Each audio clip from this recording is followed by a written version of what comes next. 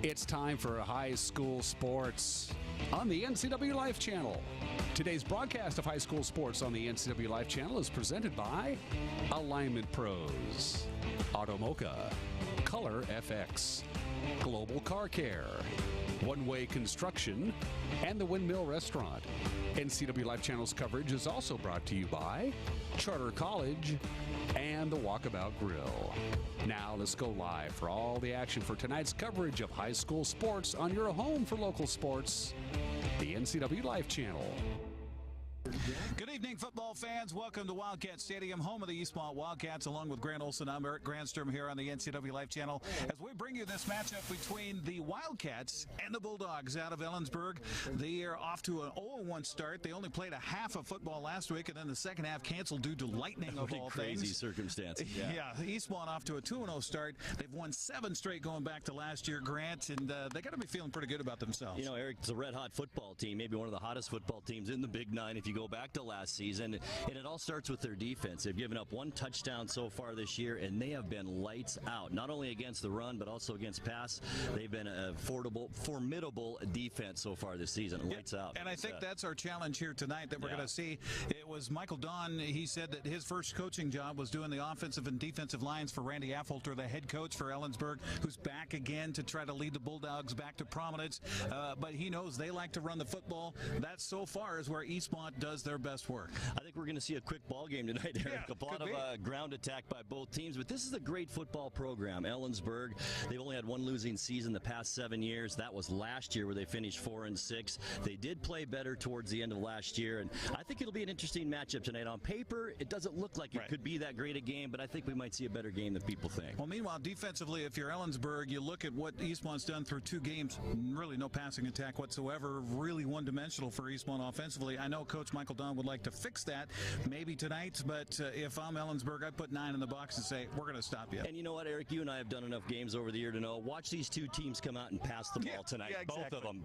Pass after pass after pass. You really don't know what to expect tonight. I think both teams know the other one runs it. But I think we'll see some more air attack tonight. Well, a couple of weeks ago, Wesley McElwain got a pick 6 here against Wilson in the game that you called. He's going to join us on the pregame show. So, too, will Coach Michael Don as we continue here with the pregame show. Coming up next, we are live at Eastmont's Wildcat Stadium. It's the Wildcats and the Bulldogs coming your way next on the NCWLIFE channel. What's your Automoca emergency? It's a Frapita mocha with whip. The espresso shakes are my most favorite because I can get any flavor. Peanut butter chocolate Frapita. Definitely the espresso shakes. My favorite is the mocha Frapitas. A peach Red Bull.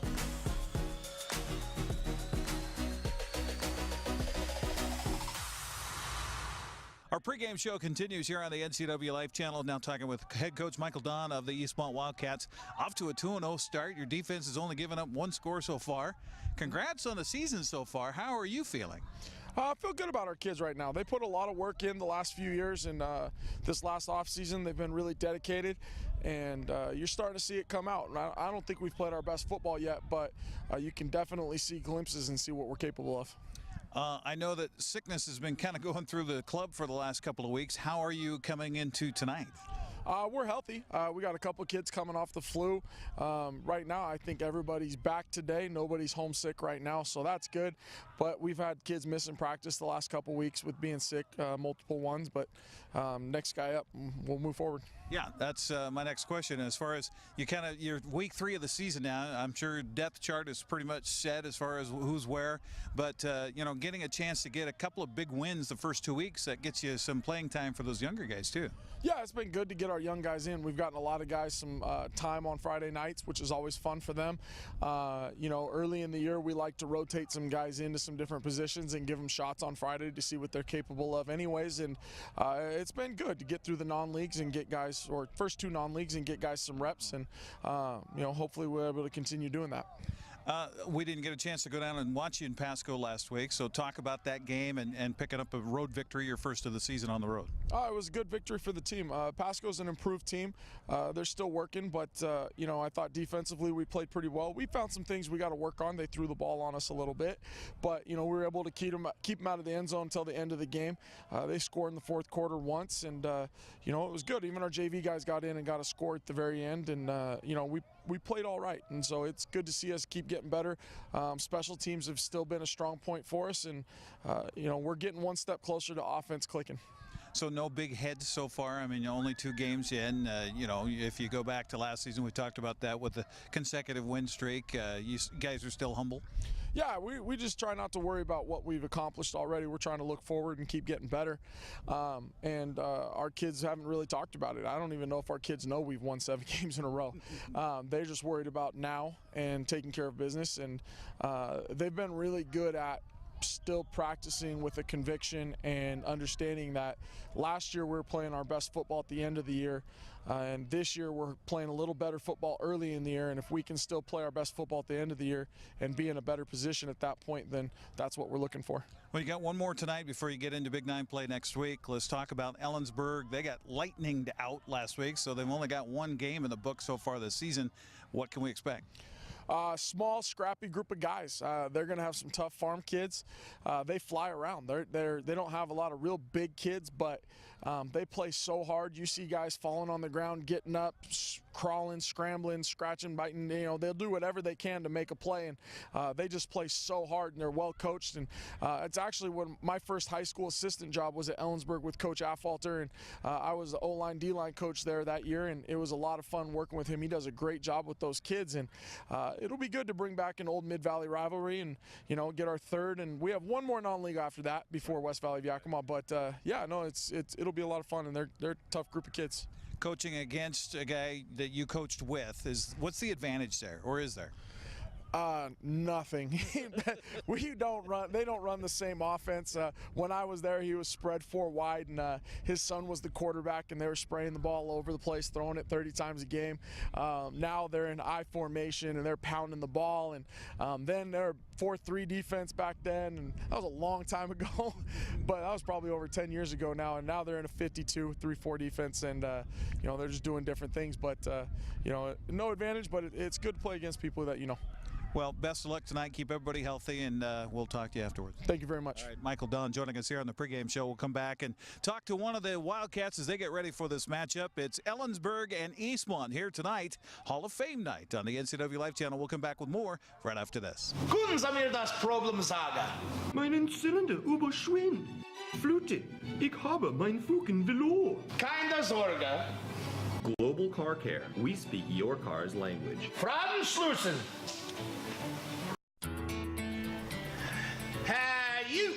Well, I got a leaky transmission, my head gasket's shot, and I could use some new brake pads. That dog don't hunt. Global Car Care. We speak your car or truck's language. Hi, I'm Kevin Prosser, and this is my print shop, Color Effects in Cashmere. Color Effects offers screen printing, embroidery, and digital printing on t-shirts, jerseys, bags, banners, signs, and more. With 30 years experience, you won't be disappointed with the quality and quick turnaround times you will get at more than a fair price. Please call Color FX.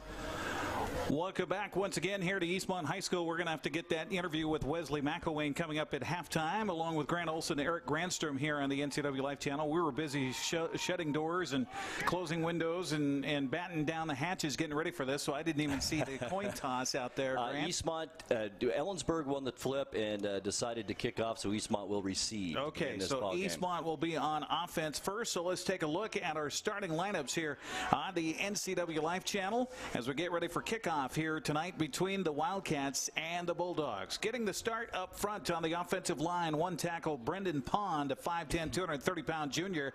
The guard, Drew Bergan, that is, a 6', 210-pound junior. Andrew Snyder is 6', 220-pound junior. Carson Payne, captain on the offensive line, a 6', 210-pound junior. And Alan Ortega, a 6'1", 240-pound senior. A lot of youth on the line for the Eastmont Wildcats. Meanwhile, the rest of the starting 11 here for Coach Michael Don, now in his 4th season as the head man here at Eastmont. Tanner Nelson, the tight end, a 6'4", 195-pound senior. The wide receiver, Kaya Davalar, a 6'3", 160-pound junior. In the backfield, the quarterback is Kalen Massey. He's also a captain, a 6'2", 185-pound senior. The running backs, Victor Welton, a 5'11", 180-pound senior, and Carson Talley, a 5'10", 180-pound junior. That's the lineups here for Eastmont. I think they're going to do the lineups here over the PA system, so that'll give us a chance here to talk about the Ellensburg Bulldogs coming in with a record of 0-1 on the season, and their starting defensive front, as announced by their head coach Randy Affolter. The nose tackle is Wyatt Nelson, a 5'9", 220-pound junior. The defensive ends, Orion Walker, a 6'2", 195-pound senior, and Tate Morris, a 6'2", 185-pound junior. The outside linebackers, Henry Reinhardt, a 5'10", 190-pound junior, and Bryce Mesner, a 6'3", 210-pound junior. The linebackers on the inside, Logan Malik, a 6', 170-pound junior, and Brandon Mellergard, a 6', 180-pound senior. Also on the corners here for the Bulldogs out of Ellensburg, it's Preston Olden, who is a 5'9", 150-pound junior.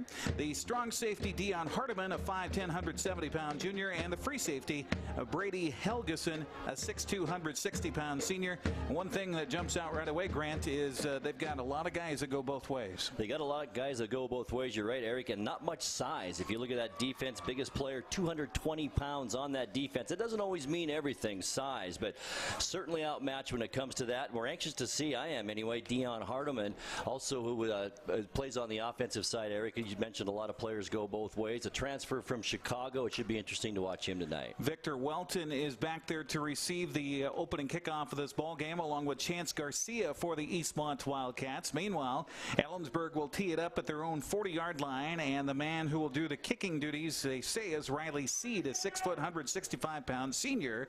But I see a number 22 out there for Ellensburg, and that would be Elijah Harper, a 5'9", 190-pounder, and I would say he is 5'9". He is definitely not 6 foot. No, he isn't. There you go. They'll bunch the set here, and unlike on Sunday, they've got different rules for high school football on a kickoff, and they approach, and now we'll back up, and the whistle has blown, and we're ready for football here tonight on the NCWLIFE channel. Thanks for joining us here tonight at Wildcat Stadium. Temperature nearly 70 degrees as we're ready for kickoff. The left-footed kicker will put the boot into it, and back will be Welton to his own 1-yard line, fumbles it into the end zone. Now he's going to bring it out across the 5-10, and that's where he'll be brought down. Good coverage downfield there by Tate Morris, and Eastmont backed up in its own end. Will have a first down and 10, starting it out at their own 13-yard line. You know, I'm anxious to see tonight, Eric, what Eastmont will come out and do offensively. As you mentioned, they've been pretty much run-oriented throughout this season. We saw that a couple of weeks ago here on the NCWLIFE channel. I think Massey's going to put it up tonight, Eric. I really do. Let's see how many people Ellensburg packs in the box here to start things off. So Eastmont will start it with their backs to their own wall here. First down from the 13, tight formation here for the quarterback, Kalen Massey, as he'll look over the defense. Standing up behind him, Carson Talley, number 4 in the Big 9 in rushing so far. Of course, we're early into it with just a couple of games in the books, but impressive wins so far for Eastmont at home against Wilson, then on the road against Pasco. We'll see how the challenge will be here tonight as you have Ellensburg coming in, really an unknown factor. Their only game this season was a game against the defending 1A state champs in Royal, and they got beat pretty soundly in that one. So now they get the football correct, and Massey under center will turn and hand it, and the handoff up the middle. He's got across to the 20-yard line. Pretty decent gain, about 7 yards on first down for the running back. Carson Talley, the 5'10", 180-pounder, gets good positive yardage. It'll be 2nd down and 3. And, you know, Eric, they get such great push up front from Andrew Snyder, Carson Payne, Drew Bergen. Great up the middle running. Talley looked great a couple of weeks ago. Kind of came out of nowhere, too, didn't he? Not much playing time last year, but doing a nice job this year. Victor Welton will get the end around here as he was lined up as a slot man on the left, comes back right, and Ellensburg does a pretty good job of sniffing this one out. Just a gain of a yard, so it'll be 3rd down and 2 coming up for Eastmont on their first possession of the football game. Ball right hash mark from the 21-yard line. Now the question, will they put it in the air or do the kind of slant reverse that they've done a lot to the couple of games this year and last year? We'll see what they do here. Only 16 yards passing on the season. 13 yards passing on the season so far. Welton in motion. They turn, hand, little stutter step of the backfield, and enough for a first down out across the 30-yard line. And that is Carson Talley with a first down run for Eastmont, and they'll continue this possession. Another nice run for Talley. 7 yards of first carry. Another nice 6 to 7 yard gain here.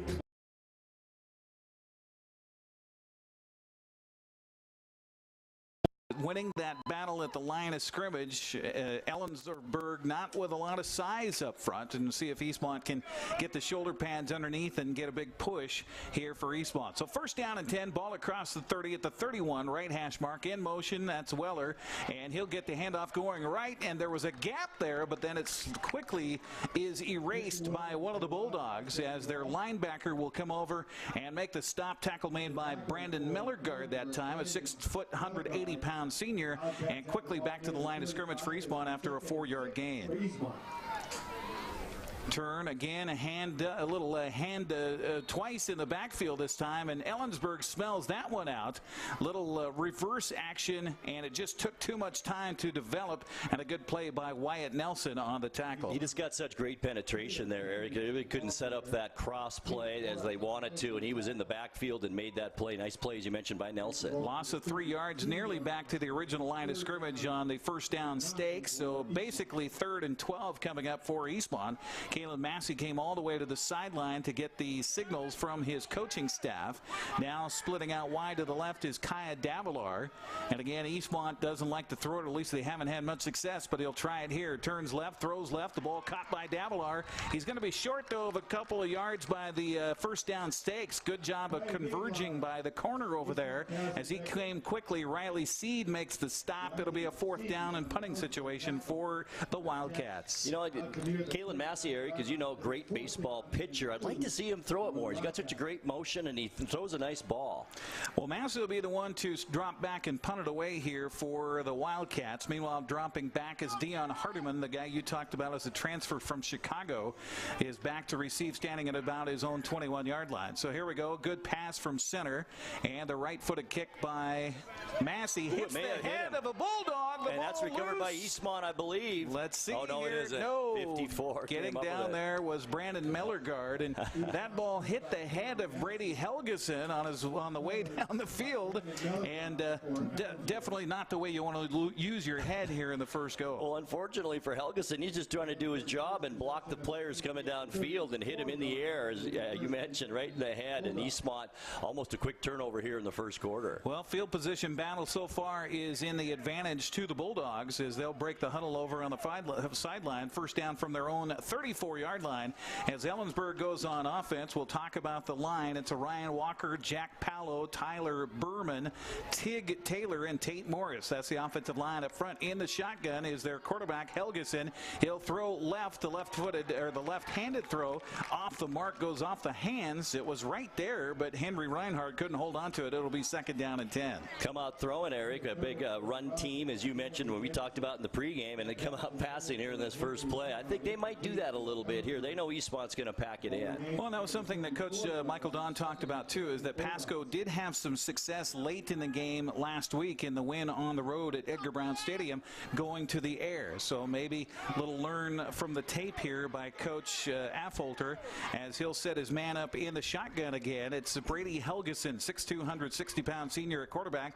He'll turn, hand it off, and dancing left is Hardiman, but Eastmont all over it there as the Wildcats come up and drop him for a loss on the play. Backwards 3 yards. It'll be 3rd and 13. And, of course, leading the charge is also always Christian Tonga out there. Is Christian out there? There he is. Number 90, Eric, was a dominating force in that game a couple of weeks ago against Wilson. Even Mickey White, we were commenting, we've never seen really a performance like that from a high school player on TV. He's a special player. Well, they talked about it, too. They got him really green last year. Hadn't played a lot of football, and now he's had a whole year to improve, and boy, howdy has he. 3rd and 12, back to pass.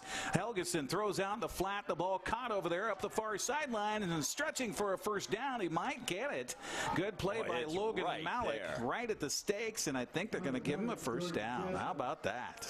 Nice rollout, nice pass play to the running back Malik, and boy, he did a nice job along that Ellensburg sideline, lowered his head and got that first down. Gain of 13 when they needed 12, and a first down for the Bulldogs. And so Brady Helgeson showing us that he's got the arm so far as he will sit back again in that shotgun formation with 2 receivers wide to the right, 1 wide left here.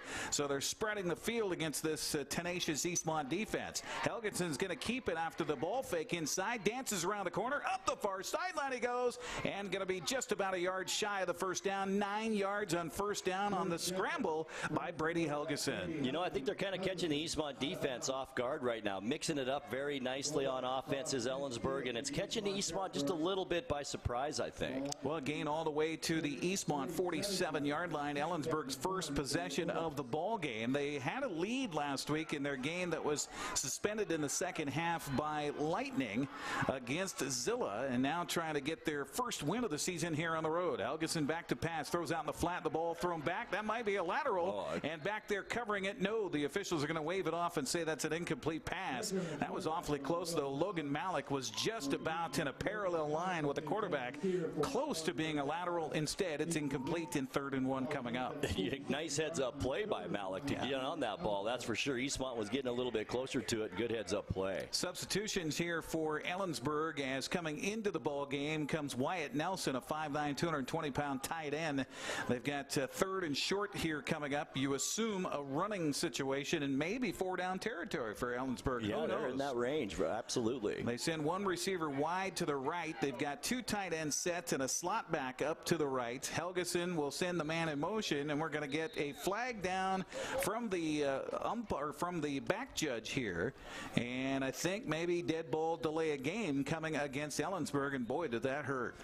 You know, I love that call, even though it didn't happen. The play, Eric, by Coach Affolter. Play action on 3rd and 1. I love that call. To me, that's the best offensive play in football is the play action. So I do like the call. We'll see if they come back with that. So after the penalty, it'll be 3rd down and 6 coming up as they'll set it on the other side of the 50-yard line at Ellensburg's 48. Helgeson goes to the far side, gets the play call from his coaching staff. Now you assume possibly air attack coming back here for Helgeson and company. Reinhardt is a slot back to the right. He'll send Brendan Swanson wide right, and the motion man turn, fake the handoff, rolling right, throwing out the flat. The ball is caught there by Henry Reinhardt, and he's got enough for the first down all the way to the Eastmont 41-yard line. Nice gain of 12 yards, 13 make it on that pass play by Helgeson. He's got a nice arm. I like how they use him rolling out, and they use the tight end too. That's good offense by Ellensburg. Well, we saw he warming up along with his backup, as we find out, Ryan Ferguson, who's a good-looking kid at 6'5" and 220 pounds. We thought, well, that must be the starter. No,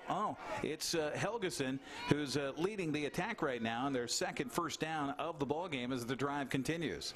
First down from the Eastmont, just outside the 41, sends a man in motion again across the formation, turn, fake the handoff, throw on the flat. Ball caught out there and trying to get away from the defense after the catch is Riley Seed. But again, positive yardage, even though Eastmont is able to come up and make the stop. It's a gain of 5 yards on first down, 2nd down and 5 coming up. You know, you're not seeing much of a size difference right now, Eric. The Eastmont defensive line way bigger than the offensive line in Ellensburg, and they're doing a nice job of protecting Helgeson right now. The ball will be spotted at the 33, so officially a 4-yard gain on that one. 2 receivers wide to the far side of the field, near side right. Again, man in motion is Reinhardt. They're going to throw again with a ball coming near the, oh my goodness, it went out of the hands of the wide receiver, and right there for Eastmont, Oscar Calvillo had a shot, but instead was tied up with a wide receiver out here. 3rd down coming up on the incomplete pass. And you might have noticed already watching the game, Calvillo, great speed. That's why he plays so far back as a cornerback. You notice he's playing about 10 yards off the receiver, but he's got great convergence speed once they make that catch. 6:28 with the clock stopped here in the first quarter. Scoreless ball game so far. Thanks for joining us on the NCWLIFE channel. 3rd down and 6 coming up for Ellensburg. Again, in motion is the man in the backfield, Reinhardt. They'll turn and hand it to the fullback this time and trying to grind his way. And look at that push by the Ellensburg offensive line. Let's see where they're going to mark it here. The official blew the whistle, I think, a little bit early and cost him a couple of yards here. He's probably getting an earful from the far sideline as Logan Malik took it all the way. They're going to spot it at the 33, and I honestly think the spot should have been better than that for Ellensburg. I do too. But got the Ellensburg crowd over there going, and I'll tell you, nice crowd up here from Ellensburg. Absolutely. So the gain is to the 33 of Eastmont, and they will go for it on 4th down. Offset formation, one back behind Helgeson here. He'll turn and hand it to him. 1st down easily over the 30, inside the 30 to the 29-yard line. That time the carry by Dion Hardeman. Junior, as we mentioned, transfer from Chicago. What a great push by that offensive line. We're talking about Jack Pallo, Tyler Berman, Tyg Taylor doing a great job up front. We haven't called Tonga's name, Christian Tonga, that much here in this first quarter. About 36 yards on this drive so far. Their 3rd first down as they continue to churn the clock here with under 5.5 left in the first quarter of play. Again, Helgeson and that sugar shack back there for as far as, and a fumble on the ball. And Helgeson, I think, got down after it. We'll see what the scrum says as the officials will converge, and immediately putting his hand up in the air saying it was the ball to the Bulldogs was our referee here tonight, and that will be Ellensburg ball, and it'll be a loss of a yard on the play. What a drive this is, Eric. We're under 5 minutes now left in the first quarter, and it's been quite a drive here for Ellensburg. The officials for the ball game, Dennis Brandstetter is our referee, Roy Snook is the umpire, Rich Halterman is the head linesman, and we're going to get a timeout on the field, so we'll take a 60-second break on the broadcast as well. Timeout Ellensburg as the Bulldogs are driving and showing us something here tonight against a stalwart defense. Scoreless in the first. We're back after this on the NCWLIFE channel.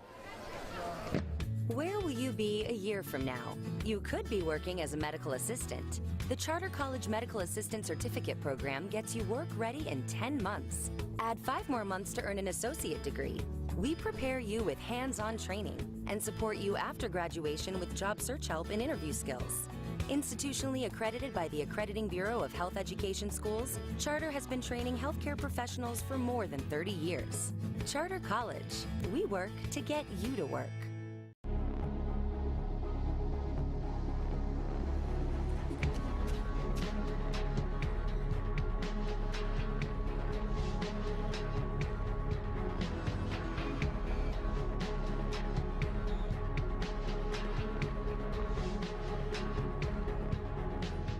Walkabout Grill, open 7 days a week for lunch and dinner in downtown Wenatchee and now downtown Leavenworth, where eating out is eating healthy.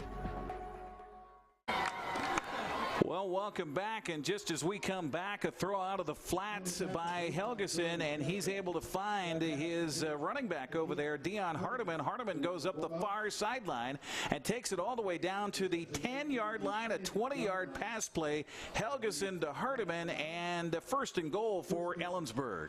What a great seal block by the tight end over there, Eric, to really allow that to happen. A great run by Hardeman. So here we go, Helgeson in the backfield in the shotgun. shotgun and sends a man in motion again from right to left. He'll turn, hand it off, a big hole on the left side. But then the ball comes free. You see, they're going to say that's a turnover, possibly. Eastmont on it.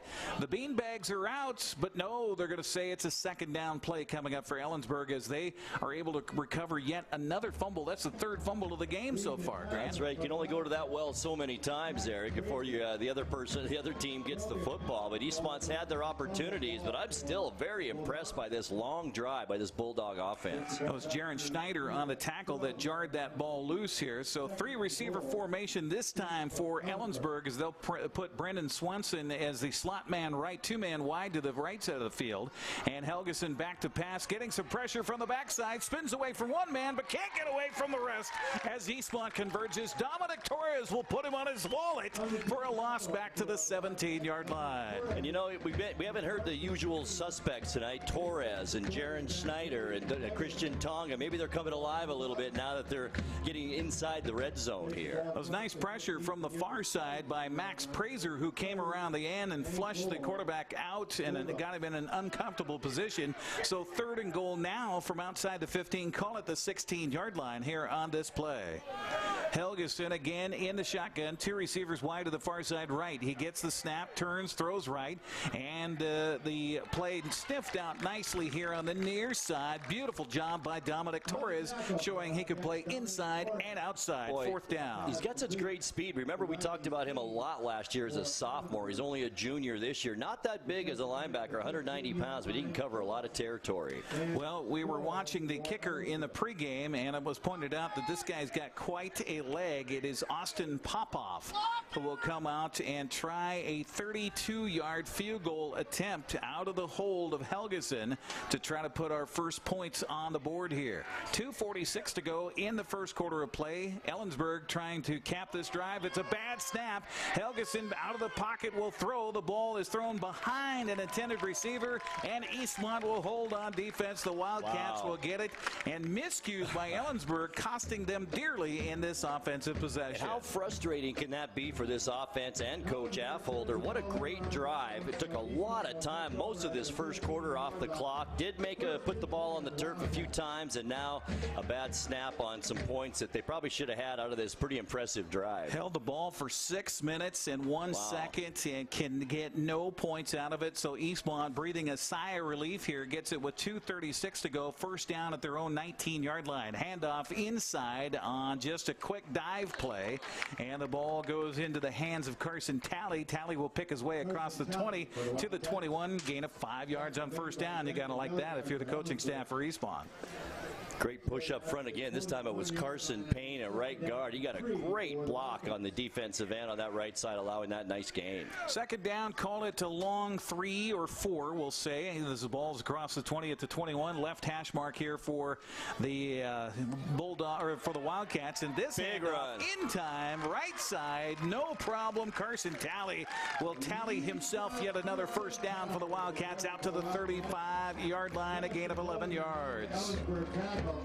Talley's had a nice first quarter already, Eric. 3 runs of 7 yards, this run of 11. I mean, he's had some nice runs. Welton as well. Talley came in with 166 yards on the season on 32 rushes, a 5.2-yard average, and 2 touchdowns in 2 games for the Wildcats. Man in motion, they're going to hand it off to Talley again. Talley dancing his way across the 40. He lost the football, though. Are they going to say he's down? I think they're pointing to the ground. The officials say he's down on the play, and boy, I don't know what's going on with the handle on the ball tonight. There's no rain. It's not wet out there. I don't know either.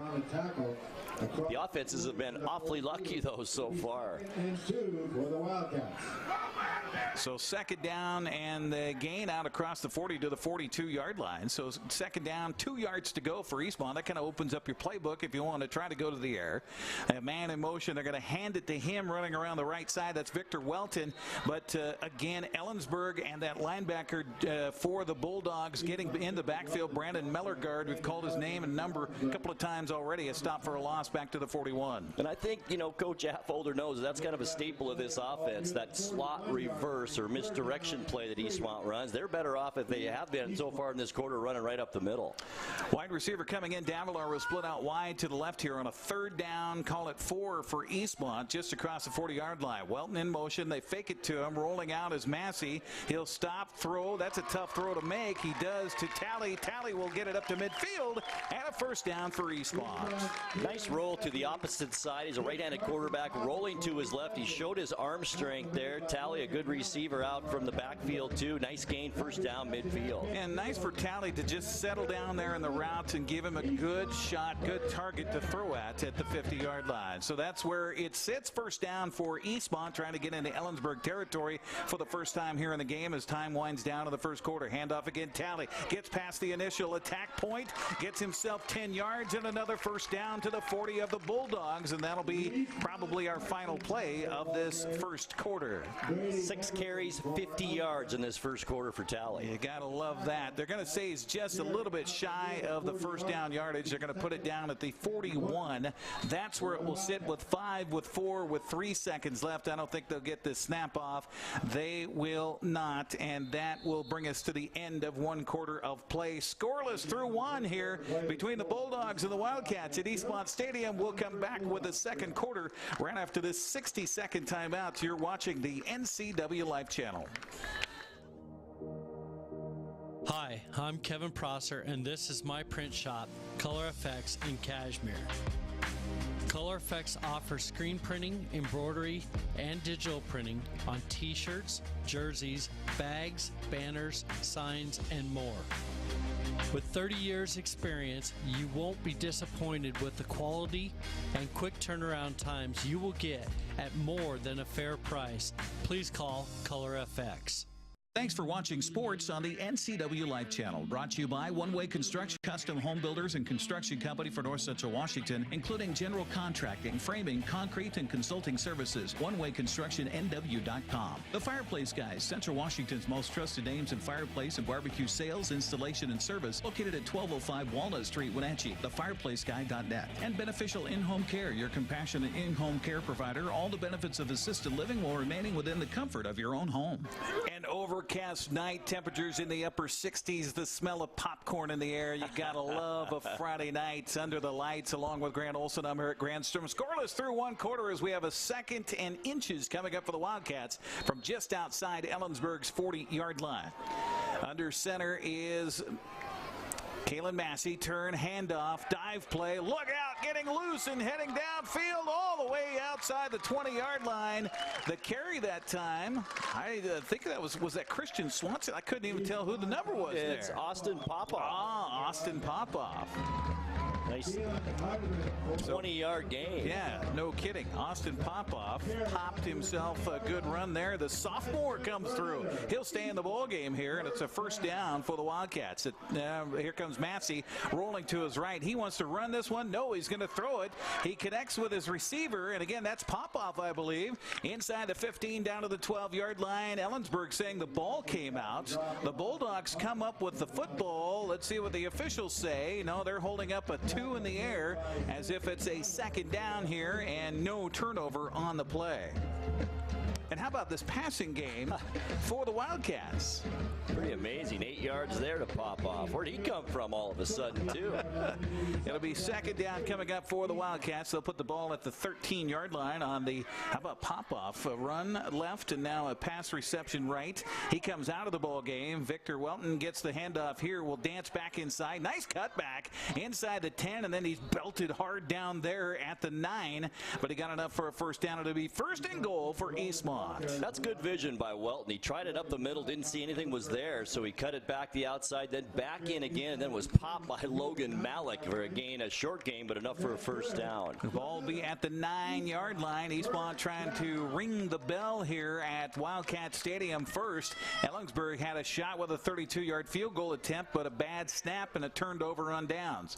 Massey in under center. Turn, little reverse play inside. This time drug down from behind Good play there defensively by Tig Taylor on the ball carrier for Eastmont. It'll be a gain of 3 yards down to the 6 on the carry that time by Kaylor Cannon. On the tackle, that carry near the 6. Nice drive by the Wildcats here. They're kind of establishing that offensive line right now, even though Wildcats, or I should say the Bulldogs, a good hitting defensive football team. Yeah, absolutely. So here we go. It'll be second down and goal from the 6, ball right hash mark. Again, motion is Welton. Instead, they'll hand it to Talley inside. Talley stood up and driven back by a gang tackle of defenders leading the way, Logan Malik. We've called his name quite a bit tonight. We sure have on both sides of the ball. Talley that time just 2 yards. That's the lowest yardage he's gained yet so far tonight. 7 yards before that. He's had a night so far. Third and goal, ball just at the 5-yard line, so they'll officially give him a gain of 1 on that one. And I kind of like play action with a rollout by Massey with the option here. I do like that too. And they've had some success with that so far. Massey under center. Sends man in motion, fakes the handoff, rolls out to his left, has some pressure, looking for the end zone. He's going to go dive for it, but then tackled right about at the 2-yard line. A white jersey came out of nowhere. That's Brady Helgeson who makes the stop. It'll be 4th and goal from the 2-yard line. And you know what? He had Kia Davalar wide open in the corner of that end zone. He was even waving at Massey as he was running. But, you know, as a quarterback, you're kind of running for your life out there. You're just looking for the sticks and that goal line. I went by a Little League football practice the other day, and they had 3 receivers, the quarterback's back to pass, and all you hear from those large helmeted kids is, I'm open, I'm open. Of course. That's what Davalar looked like right there. 4th and goal coming up from the 2. The Wildcats going for it. The turn, the hand, the cut up the middle, squirting into the end zone. Touchdown, Eastmont. The Wildcats break through first, and it is Victor Welton on the touchdown from 2 yards away. Nice run and nice push once again by that offensive line, using that size up front with Brandon Pond, a nice block up there at 230. Alan Ortega, 240 pounds, and boy, that made the difference for that touchdown. Boy, it looked like Ellensburg was going to stop him at the initial attack, but he kept those legs driving, got a little help on the push, and a 2-yard touchdown run, and now the extra point attempt here by Kalen Massey, and he will do it out of the hold of Chance Garcia. All important snap from center's back. It was a bad snap, and the ball is blocked. Coming through and making the block on the extra point, Brandon Mellergard. That's the 5th time we've called his name tonight, so the extra point, no good. We will take a 60-second break and come back. 9:26 to go here in the first half, I should say, as Eastmont leads Ellensburg 6-0. You're watching football tonight here on the NCWLIFE channel.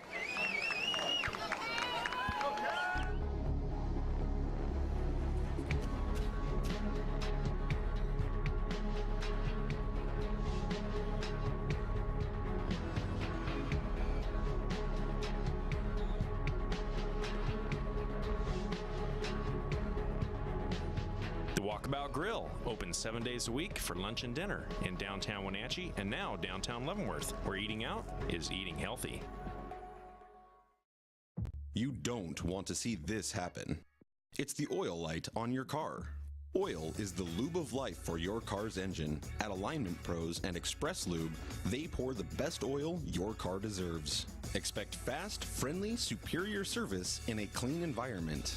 They'll change your oil and perform a 21-point inspection while you enjoy the comfort of their amazing waiting room. Keep your car in top shape at Alignment Pros and Express Lube in East Wenatchee.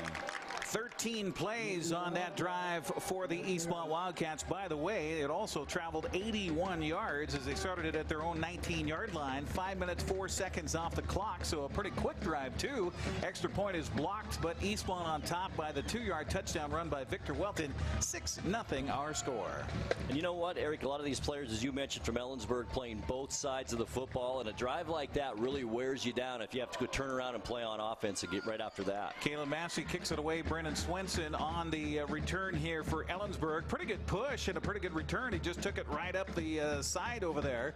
Gets it across the 25 out to the 30-yard line. So pretty decent first down and field position here for the Bulldogs. We'll have it with 9:19 to go in their second possession of the ball game. And again, you go back to their first possession. They got it right down the field against that vaunted Eastmont defense and just came up short. Eastmont made a couple of stops, a couple of tackles for a loss, and the field goal goes awry on the bad snap. And Ellensburg did most of their damage through the air. Helgeson, 8 passes, 56 yards that first quarter. Helgeson gets a low snap here, fakes the handoff, keeps it himself around the right side, and a good choice by him as he'll get 5-6 yards on that first down play as Wesley McElwain will make the stop over there. And a good job by McElwain to come up and fill after a little misdirection inside, had the linebackers guessing the wrong way. And McElwain at 5'11", 170. It's kind of a tough duty against a very big quarterback at Helgeson, 6'3", 180 pounds. 5 yards on that running play by Helgeson. The second time we've seen him scramble out of the pocket, and a design run play. He'll get the hand, or excuse me, it's a new quarterback in there. Throw out to the flat, the ball incomplete over there on the far side. Intended that time for Henry Reinhardt, and the quarterback, they've changed it up. They've gone with Ryan Ferguson on this particular possession here for Ellensburg. So going back and forth between the senior on the first possession, now they go to the junior, the big 6'5", 220-pounder. And we saw him whipping it all over the field in pregame, Eric. This kid could really throw it. Well, the incomplete there brings up 3rd down and 5 from the 36, ball right hash mark with 3 receivers in the formation, 2 left to the wide side, 1 wide right, and again man in motion, back to pass this time, now scrambling out of the pocket. He had room to run, instead he's going to throw, and the ball caught over on the far side, yes, inside the 50 to the 45-yard line. A great catch over there, diving down with Spencer Conaway on the pass from Ryan Ferguson. Boy, a kid can throw, that's for sure. He didn't find his initial receiver. I don't know what receiver he was really going to that time, but a nice reception down on the ground and a nice 20-yard gain for the Bulldogs. So Ferguson taking over for Helgeson as we get our Norlander exchange here going on on the field. 1st down and 10 from the 45 of Eastmont. Ellensburg quickly back in Bulldog territory. A little fake option now like to throw ahead, and the ball on the ground. They're going to say it was a pitch forward, which is a pass, which is incomplete, and that looked kind of ugly there. Yeah, that was kind of an ugly play that time. I don't know if they've had such a wide variety of plays so far this first half. That wasn't one of the better ones. I think looking at the way that play was unfolding, if Ferguson would have kept it, he would have had pretty good yardage around the right side. But tried to pitch it ahead to his running back, who was trying to pace him there, Logan Malik. Malik is in the backfield again here. Ferguson gets the snap, turns, and this time will keep it behind the block of Malik. Upright runner spins inside the 40 down to the 38-yard line. Eastmont converging. One of the first on the stop was Jeremy Gregerson here for the Wildcats. It'll be a 3rd and short after the run by Ferguson. And really the key block there was from his running back, Logan Malik, who has played a great first half for Ellensburg so far, also on defense as well as running the football, but a nice block there to spring Ferguson. 7 yards on that running play as they'll face a 3rd down and 3 inside the 40 to about the 38-yard line of Eastmont. 2 receivers wide left. Ferguson sends a man in motion to the backfield. He'll turn and hand it off this time. Dive attempt in the backfield, but squirting ahead for a 1st down and more is Dion Hardiman. The few times he's run the ball tonight, Grant, they've had pretty good success with him. Some quick moves at that line of scrimmage, and he decided to head it outside, and it was a nice run by Hardiman. Very quick speed. Yeah, very quick foot is certainly the case there as he gets it to the 32-yard line. So a gain of 6 yards for Hardiman as they are using a plethora of backs out of the backfield here are Ellensburg. The Bulldogs with a 1st down and 10 for the Eastmont 32. Ball right hash mark. 2 receivers wide left. He's got that running back just behind his pocket to his right in the backfield. Again, Ferguson back, has pressure, throws out in the flat. The ball caught, cutting back is the running back, and a nice play here again, and almost was head chopped over there by the converging Wesley McElwain, but it will be a reception and run by Logan Malik down to the 30-yard line, gain of 2 yards. Malik, the workhorse on this Bulldog team, that's for sure, but I like Ferguson's poise in the pocket. He doesn't seem to get rattled, does he? He feels a little pressure, he moves away from it and does a nice job.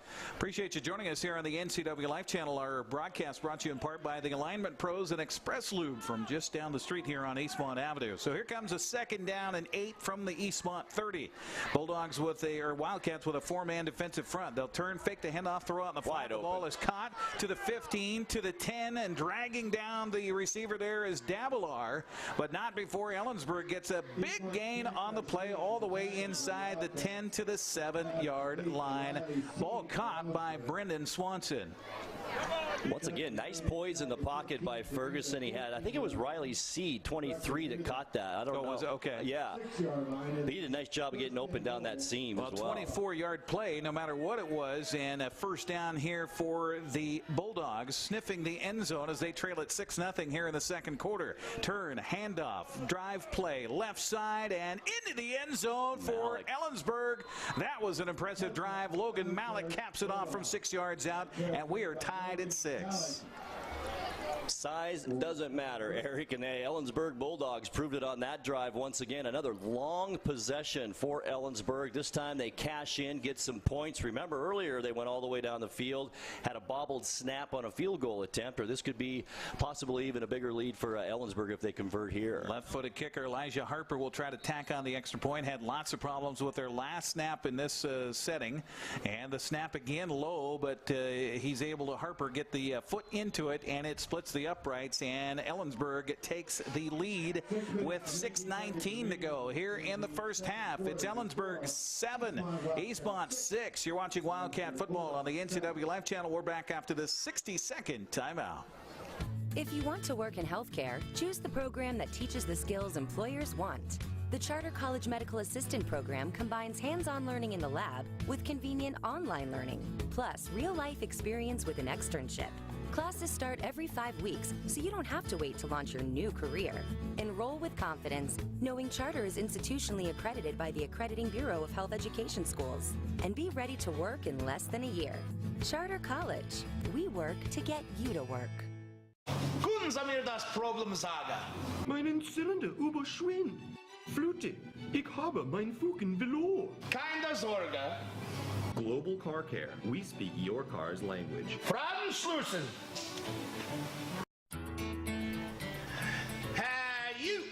Well, I got a leaky transmission, my head gasket's shot, and I could use some new brake pads. That dog don't hunt. Global Car Care. We speak your car or truck's language. Well, Ellensburg with their backup quarterback, and I'll put that in quotes, Ryan Ferguson, the 6'5", 220-pounder, led him right down the field. A 9-play, 69-yard drive, just 3 minutes off the clock. The touchdown run by Malik, extra point, makes it a 7-6 ball game with 6:19 remaining here in the first half. Ellensburg with the deke, if you will, on the kickoff here, and now they'll settle into a more traditional formation as Eastmont will send their kick return team back. It looks like it is back to receive Victor Welton, and the ball will go the other way to the other return man across the 10, 15, 20. Look out, 25, 30, 35, 40. He's got two men to beat into Ellensburg territory. Finally brought down from behind. Carson Chance Garcia with a big return. Gets it all the way inside the 40-yard line. How about that? The kicker, a saving touchdown right there. Elijah Harper with the stop. A great blocking on the special teams to allow that great run, and good field position now for Eastmont to answer that Bulldog touchdown. Well, Eastmont's first possession of the ball game began at their own 13. Their second possession began at their own 19. Finally, some breathing room here as they find themselves in Ellensburg territory on a first down with 6:08 to go. Massey turns, hands off to Talley. Talley is stood up and driven back, and Ellensburg all over that one. Leading the charge was Tate Morris, the 6'2", 185-pound junior, along with about four other Bulldogs on the stop. And Brandon Mellergard, another stop there as well, an assist on that tackle. He's had a nice first half, the outside linebacker. Well, believe it or not, the push, they're going to give him a yard gain on the play despite being stood up on the attack. Automoka is one of our sponsors here on the NCWLIFE channel. What's your Automoka emergency? Want to visit one of their 6 locations in the valley, including the only Automoka with inside seating on 5th Street across from the college. Man in motion, they're going to turn and do that reverse handoff inside, and pretty good yardage picked up there for Eastmont by Kaylor Cannon. And we talked about the plethora of backs used by Ellensburg. Eastmont also getting some fresh legs in there. Short gain brings up short third down and about 5 for the Wildcats. Gain of 4 yards on that running play for Cannon. Into the lineup comes Davalar. He'll split out wide to the far side of the field left. 3rd down, 5 for the Wildcats. Back to pass, Caleb Massey. Now he's going to scramble, gets away from one man, turns and spins his way for a first down inside the 25 to the 24-yard line. I don't know if that looked all that great at the get-go, but hey, you get a first down. That's all that counts. That's right. He's got a couple of rushes now in this one for 12 yards so far. Does Massey, but they've both been big runs for first downs. We saw that first part of last year with Caleb Massey. He tends to stand upright a lot when he runs. He did get that hand injury early last season, but well, so far so good here for Massey and for the Eastmont Wildcats. Turn handed to Welton. Welton has to step around one man in the backfield. They got big penetration there. Again, it was Wyatt Nelson that got in the backfield. He gets it back to the line of scrimmage, and that's about it.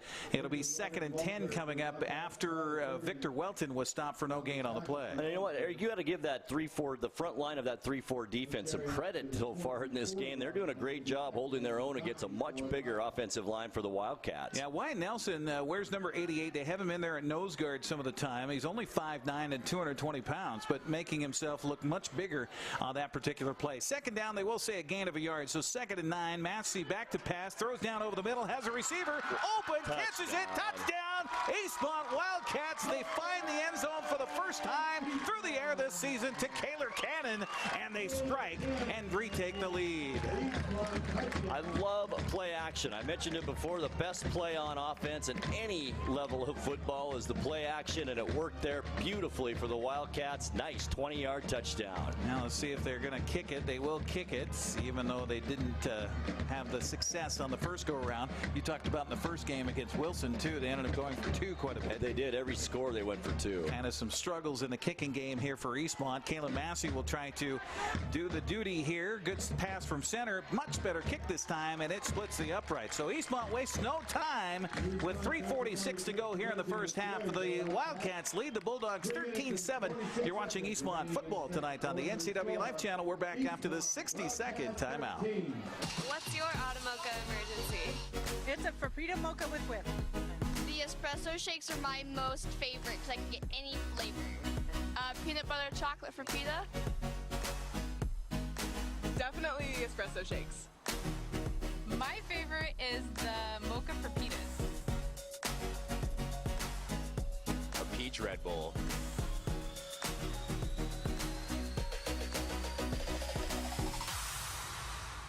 Choose the pros, Alignment Pros. When your vehicle needs brakes, shocks, struts, or alignment, choose the experts in their field. Alignment Pros and Express Lube with a 5-star rating. The work they perform on your vehicle is as impeccable as their shop. With state-of-the-art equipment, Alignment Pros can handle all large or small vehicles, specialty cars, lifted or lowered. Alignment Pros does them all. Keep your car in top shape at Alignment Pros and Express Lube in East Wenatchee.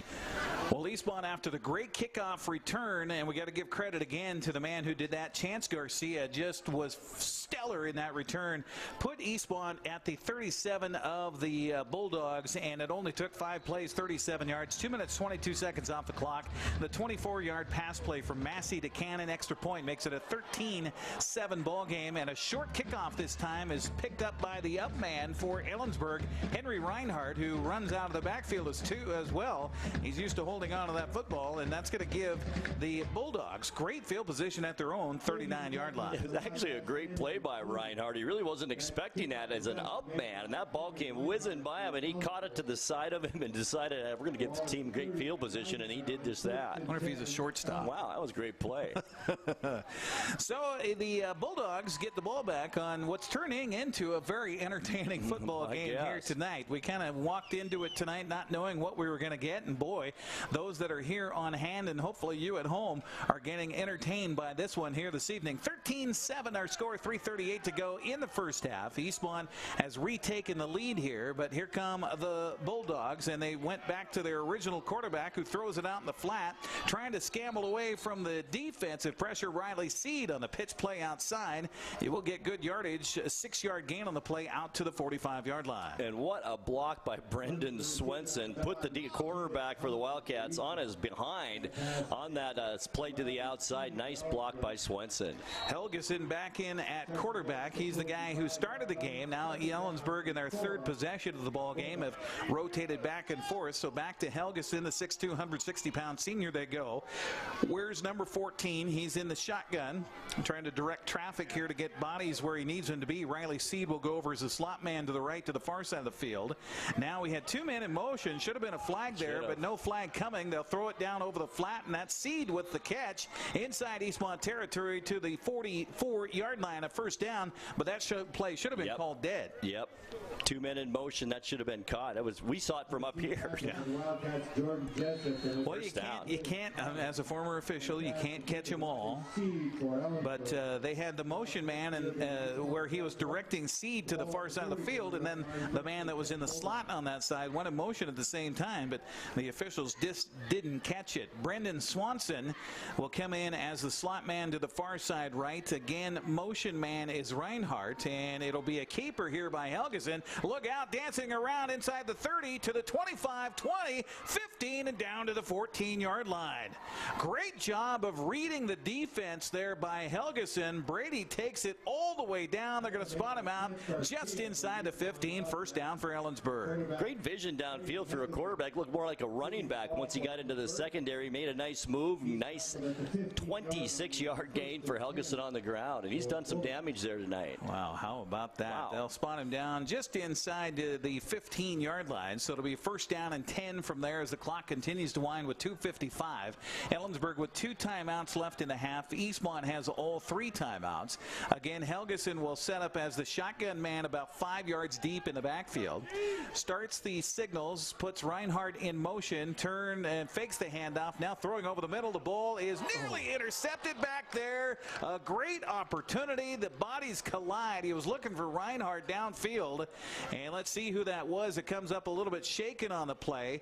It's Chance Garcia, I believe, for Eastmont. And boy, he had a chance at a pick right there. I think he's coming off a little bit slowly, or we got up slowly. It hit him in the stomach so hard it knocked the wind out of him a little bit. What a deflection there. And you know what, Eric? It's obvious, I think, to me so far that this offense by Ellensburg is taking Eastmont by surprise. They weren't expecting all this play action and this air attack like we talked about. We thought both teams would be heavy on the run, but not Ellensburg tonight. 2 receivers wide left. Reinhardt in motion from right to left. And again, Helgeson rolling back to his left. Now comes back to his right. Has some pressure on him. He's got some room to run it. And then that room quickly goes away as he's popped over there defensively by Jeremy Gregerson. We do have a flag down on the far side of the field, and that's where the receivers were. Looks like it might be motion. I saw the initial call as maybe motion. Let's see. No, it's a hold. Hold against the defense going to be called, so that's why he had to scramble there, because maybe one of his receivers downfield were being held on the play. And that could have been a third down coming up for the defense. Instead, it will be a first down. Inside the 10-yard line, so that makes a huge difference. Yep, they'll go half the distance to the goal here. As they march it off, that's only our second penalty of the ball game. And they'll put it down at the 8-yard line. And let's see, is that, well, a hold that not necessarily would be an automatic first down. Let's see. The official, well, now he pointed the wrong way to the official. So we still haven't moved the down marker yet. So it will be a third down coming up. It'll be 3rd and short. They're going to put the ball at the 8-yard line. But first we're going to get a timeout taken by Eastmont, I believe. And this could be for Michael Don to have more of a conversation with the officials than anything else. We will take a break as well here on the broadcast. 60-second timeout with 2:42 to go. 13-7 the score. Eastmont clinging to a lead right now. We're back after this. Thanks for watching sports on the NCWLIFE channel. It's brought to you in part by the Fireplace Guys, Central Washington's most trusted names in fireplace and barbecue sales, installation, and service. Located at 1205 Walnut Street in Wenatchee, thefireplaceguy.net. Beneficial In-Home Care, your compassionate in-home care provider. All the benefits of assisted living while remaining within the comfort of your own home. And the Windmill Restaurant, providing traditional steakhouse meals and a homey, old-fashioned dining room. Call 509-665-9529.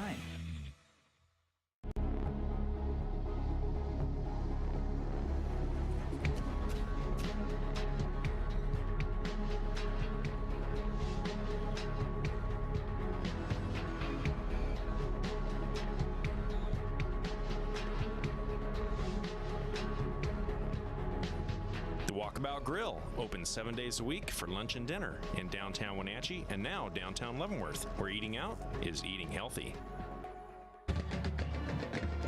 So after the penalty, it's a penalty from the previous spot. So it's officially a 10-yard penalty against the defense, but the ball was at the 15-yard line. So half the distance to the goal would be the 7.5-yard line, and you get the down over again. So that's the adjudication of that hold against the defense there. That's not an automatic first down in high school football. So the ball will sit at the 7.5-yard line, if you will, after the penalty, and that penalty, by the way, is the first one on Eastmont here in the ball game. That's been a fun one to watch so far. As folks at home get a great shot of the officials huddling up and talking this over, I'm not sure what they could be talking about right now, Eric. I think you just explained it in about 10 seconds what the call should be. I think they want to make sure that everybody's on the same page, especially the linesmen that will go out to the sidelines, and then they're the ones that get the earful from the coaching staff. That's true. On that, so they can also have the same story to tell when they head to their respective sidelines. So it'll be a second down coming up here for Eastmont, or for the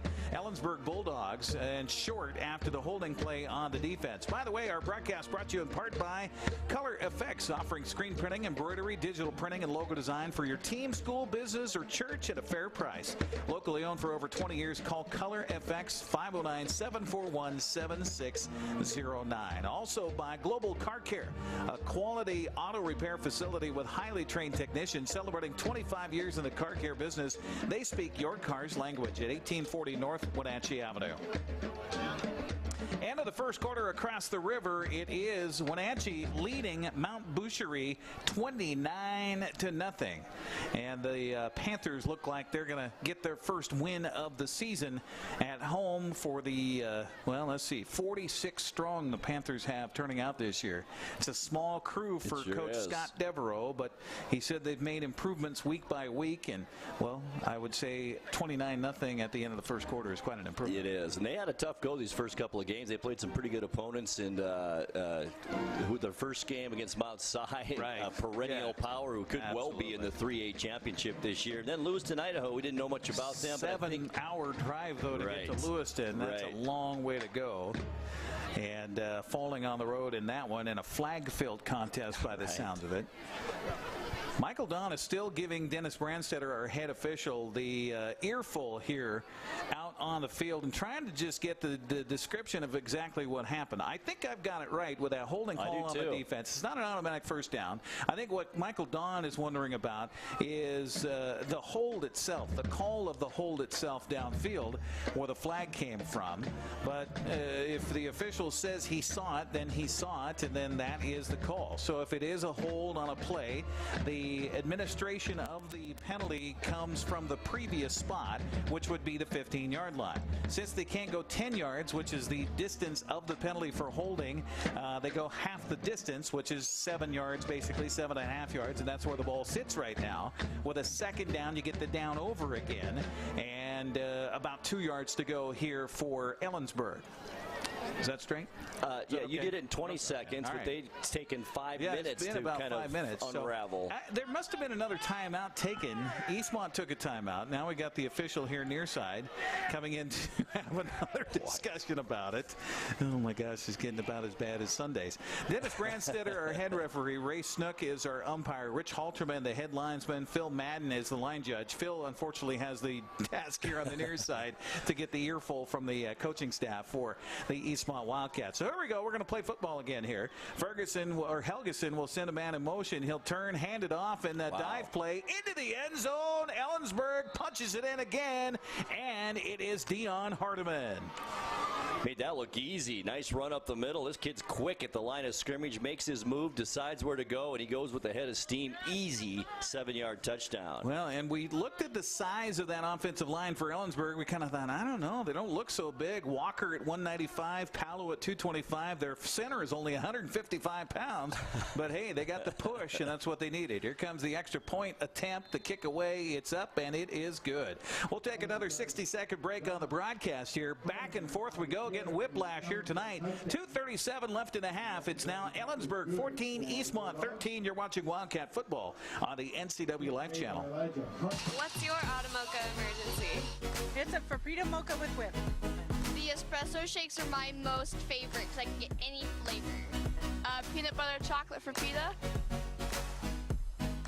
Definitely espresso shakes. My favorite is the mocha Frappuccino. A peach Red Bull.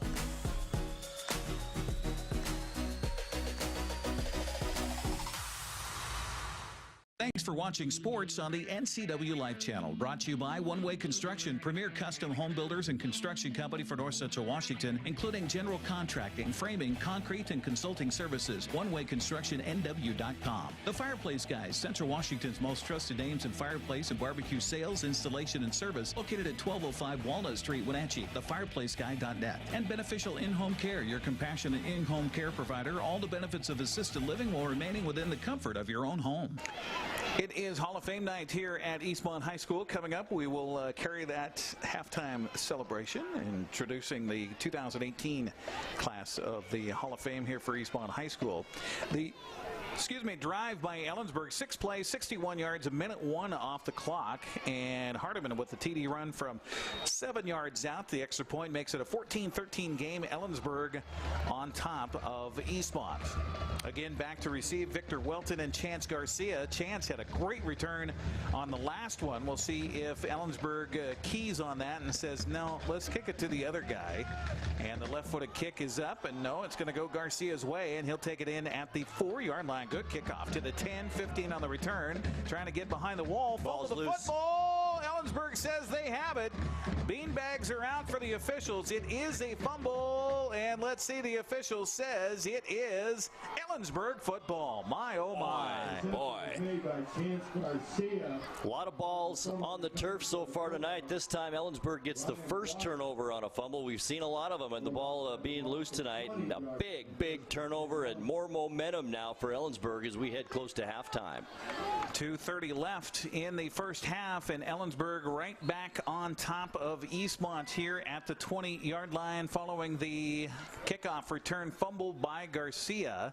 I didn't see who picked it up. I thought it may have been Brendan Swanson, number 2 for Ellensburg, who is the slot man wide to the far side of the field left, as the Bulldogs will have it first down and 10. Turn, handoff. They rotated their quarterbacks once again. So again, in the backfield is Ferguson. His handoff was to Malik, and Malik will take it ahead for about 4 yards on first down. On the tackle for the Wildcats. He's going to be tired at halftime, that kid. He's playing linebacker on defense. About 6 carries, a touchdown in this first half.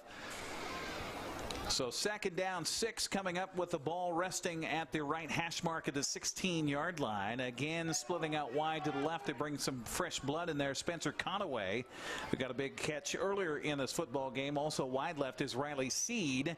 Snap back to Ferguson. Ferguson hands it off, and not much happening for Halderman this time. Nice job by the defense for Eastmont, getting some penetration back there. And one of the first to arrive on the scene for the Bulldogs was Carson Payne, the 6'2", 210-pound junior, comes up with a tackle for a loss. I don't know if Christian Tonga's out there, Eric. I mentioned that earlier. I didn't see him out there, and I'm not seeing him right now either. I'm not sure if he's injured or maybe not feeling well, but he hasn't played this in a lot of this first half. Well, let's see who they have out there right now for the Wildcats. Max Prazer is the defensive end on the far side of the field on the defensive left. And And here near side, no, it's Christian Tonga. He's in there, number 90. Isn't that him on this side? Or is it Christian Flores? Oh, no, 99? it is Flores. And getting pressure, almost getting in there for the sack, and now a head-down tackle, falling backwards on the play for Eastmont, but making the tackle Jaron Schneider. It'll be a 4th down coming up for Ellensburg from the 15-yard line, and some pretty good pressure that time by Christian Flores for the Wildcats to kind of muster that play. Now, why wouldn't that be a penalty on the offensive player for lowering his head? He let right into the chest of Payne. It wasn't helmet to helmet, but he still lowered his head, but that's rarely called. Yeah, it is. It is rarely called, and that is a point of emphasis that has been in the past for the officials across the state of Washington and the country, especially in high school football. If it's the offensive or defensive player that lowers their head at the point of attack or when contact is imminent, you need to throw the flag on that because that's a dangerous play. We're going to keep it right here during the timeout by Ellensburg, which I think gives them 1 remaining. Our broadcast brought to you in part by One Way Construction, premier custom home builders and construction company for North Central Washington, including general contracting, framing, concrete, and consulting services online at onewayconstructionnw.com. Also by The Windmill, time-tested restaurant providing traditional steakhouse meals and a homey, old-fashioned dining room, open 7 days a week, 4:30 to 9 p.m. Call 509-665-9529. That's 665-9529. And also by Charter College, Charter Types Find Solutions. Are you a charter type? They work to get you to work. Call 509-415-3576. And by Walkabout Grill, where eating out is eating healthy in downtown Wenatchee and downtown Leavenworth. Along with Grant Olson, Eric Grandstrom here. So here we go. We wondered if they were going to kick it. No, they're going to go for it on a 4th down play as Ferguson will come out. It's a 4th and 5, so defense, stay in your lane. Do not cross that line of scrimmage. The snap back. Ferguson looking right, throwing right into the end zone, off the hands of the receiver. And you know, Grant, I don't mind that play if you're Ellensburg because at the very worst, you're going to turn it over on the 15-yard line. That is a good call. It really is. And good protection. Again, that offensive line doing a great job. Ferguson had all day to throw back there, just a little bit too far and a little bit too far out of bounds to make that touchdown reception. So Eastmont will get the ball back with no time hardly on the clock, 39.9 seconds, as the Wildcats really need to breathe a sigh of relief there after turning the ball over at the 20-yard line on the kick return fumble, and don't give up any points on it, which it looked like it was kind of one of those momentum swings possibly at that juncture. So Caleb Massey will come out here for Eastmont. He'll turn, fake the handoff, roll out to his right, wants to throw back, and the receiver catches the ball. That's Tally, and he is tallied as soon as he catches it. And again, there he is for the Bulldogs, Brandon Mellergard with the shot. What a hit over the middle. Could have been a lot bigger gain, 5 yards. Gain of 5 on the play, out to the 20. Ball right hash mark, splits out a receiver wide left. Welton comes in motion, handoff to Massey in the middle. Ooh, if he could have just broken that tackle by Mellergard, he would still be running right now. But Mellergard with a sure tackle. It'll be a gain out to the 27 as the clock continues to wind here. It will be a 1st down for Eastmont. And that's good for another Eastmont. They'll restart the clock with 8 seconds left, and they're just going to let it wind down here. And that will be the end of our first half of play. Wow, up and down the field we have gone. And as we head to halftime here on Hall of Fame night, it is the Ellensburg Bulldogs leading the Eastmont Wildcats 14-13. We'll take a break and come back and get you the halftime ceremony with a Hall of Fame induction announcement. It's coming up next on the NCWLIFE channel. Können Sie mir das Problem sagen? Meinen Zylinder überschwingt. Flute, ich habe mein Fugen verloren. Keine Sorge. Hi, I'm Kevin Prosser, and this is my print shop, Color Effects in Cashmere. Color Effects offers screen printing, embroidery, and digital printing on t-shirts, jerseys, bags, banners, signs, and more. With 30 years experience, you won't be disappointed with the quality and quick turnaround times you will get at more than a fair price. Please call Color FX.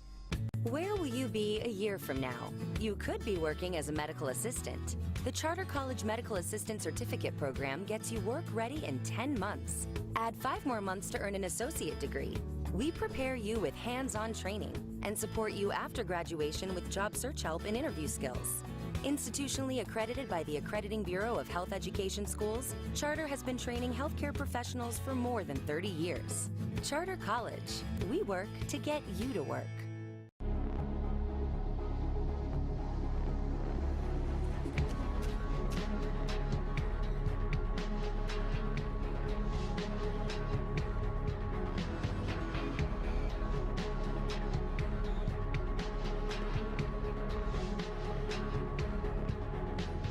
Walkabout Grill, open 7 days a week for lunch and dinner in downtown Wenatchee and now downtown Leavenworth, where eating out is eating healthy.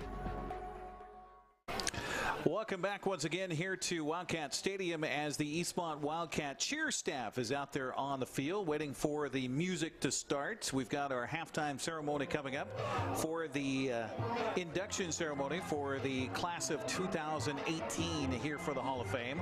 Let's watch and listen to a little bit of the routine here by the Eastmont cheer squad.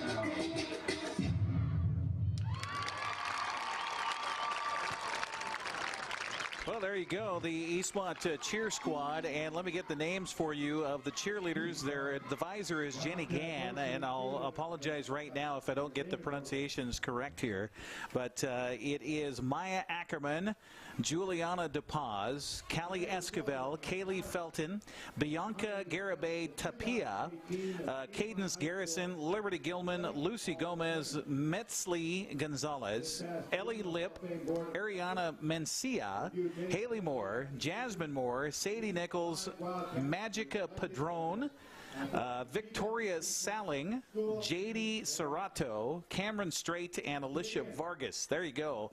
Congrats to the squad there for Eastmont Cheer, and a great job underway. So let's get to our ceremony. It is the Hall of Fame night, and let's go to our public address announcer, Pat Haley.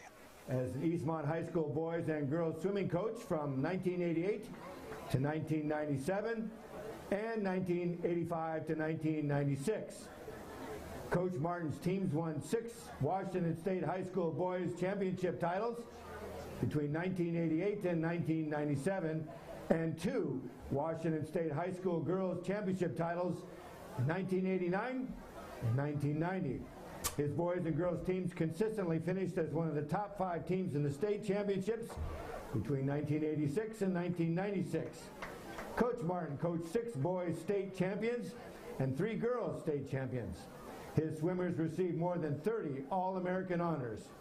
Coach Martin was honored 3 times as the Washington State Swim Coach Association's Coach of the Year, the North Central Washington Coach of the Year for 3 years, and was inducted into the Washington Interscholastic Swim Association Hall of Fame.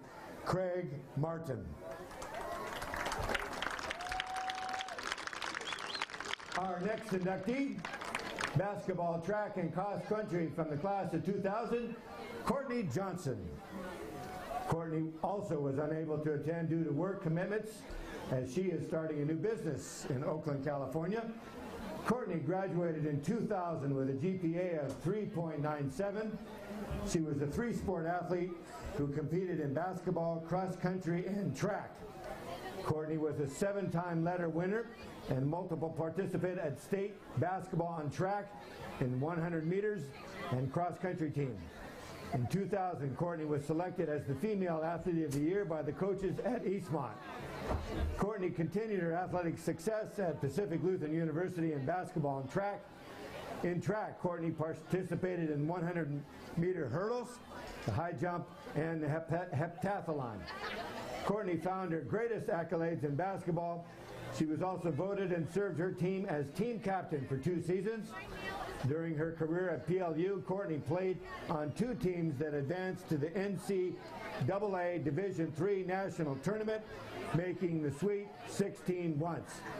She holds individual records at PLU for season and career block shots, 10 top in the season in her career in rebounds, an All-American first team for 2 years of her career, and was selected as Student Athlete of the Year in 2014. And I will also say one time during her basketball career, Courtney Johnson led the nation in block shots. Courtney Johnson, our second inductee.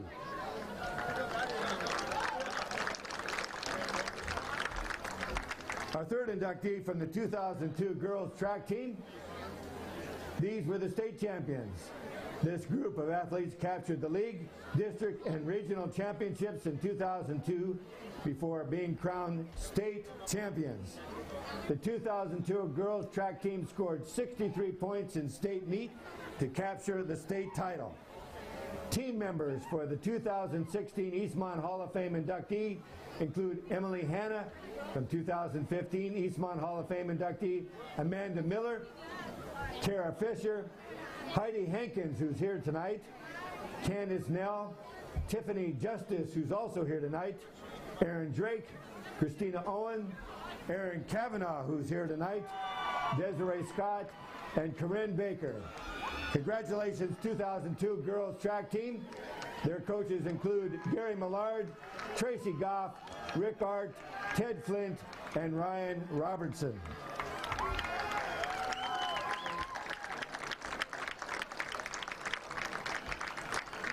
Our number 4 inductee for basketball and tennis from the class of 2096, Shannon Spees. Shannon was a multi-sport athlete that competed in the classroom as well as on the courts. Shannon graduated with a 3.75 GPA. She played basketball and tennis for the Wildcats. Spees was a 6-letter winner at Eastmont. In basketball, she was selected as Offensive Player of the Year twice, Team MVP 3 times, Mid-Valley All-Conference 3 years in a row, second team All-NCW, and first team All-State in 1993 with 18.5 points per game and 10 rebounds per game. In her senior year, Shannon was selected as the Eastmont Female Athlete of the Year, selected to the East-West All-Star team, and selected as the Chelan County Officials Association Winter Student Athlete Award. Shannon led her team in her senior year for the most assists and the most points, scoring 269. Shannon was on to play collegiately at Portland State University in the Big Sky Conference. She was Big Sky Academic All-Conference selection all 4 years at Portland State and was selected to the Big Sky First Team All-Conference 1997 through 1998. During her time at Portland State, Shannon was selected as the most inspirational player in her sophomore year, captain in her junior and senior year, and made the Dean's List twice. Congratulations, Shannon Spees. Our final inductee into the Eastmont 2018 Hall of Fame, girls basketball coach Dale Lambert.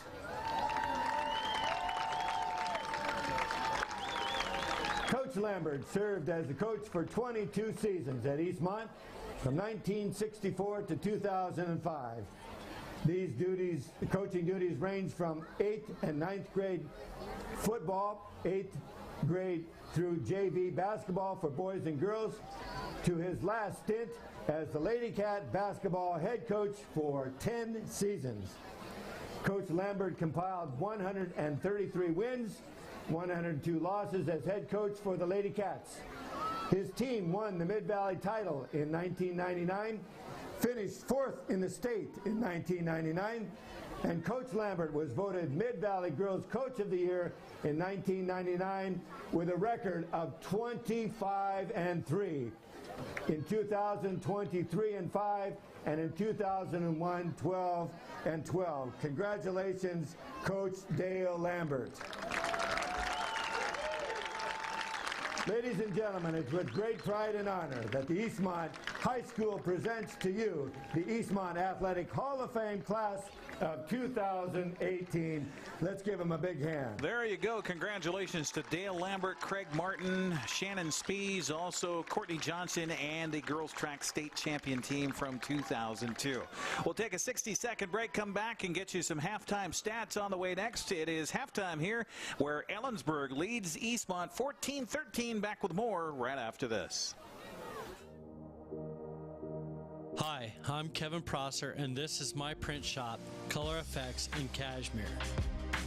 Color Effects offers screen printing, embroidery, and digital printing on t-shirts, jerseys, bags, banners, signs, and more.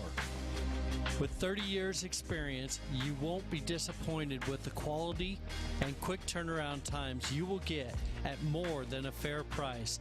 Please call Color FX.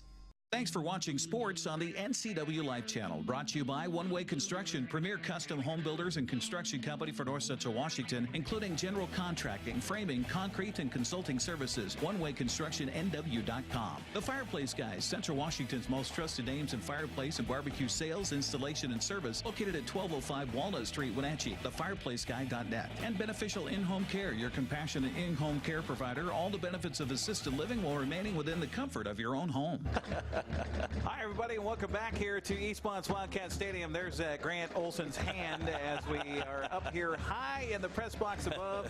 And go ahead and pan back again. That's a great shot of the crowd there from the end zone camera as we're looking at it here as Ellensburg comes out of the locker room and gets ready to, look at this crowd here tonight at Wildcat Stadium. Hey, Grant, while we have a moment here, let's recap this first half of play as it was a back and forth, especially second quarter, with a lot of it was a track meet basically in that second quarter of play. What did I say in our pregame show, Eric? We've done games a long time. We expected kind of a 2 yards in a cloud of dust kind of game, and here we've had all these yards on offense by both teams. First of all, for Eastmont, 58 passing yards in that first half, 83 rushing for a total of 141 yards.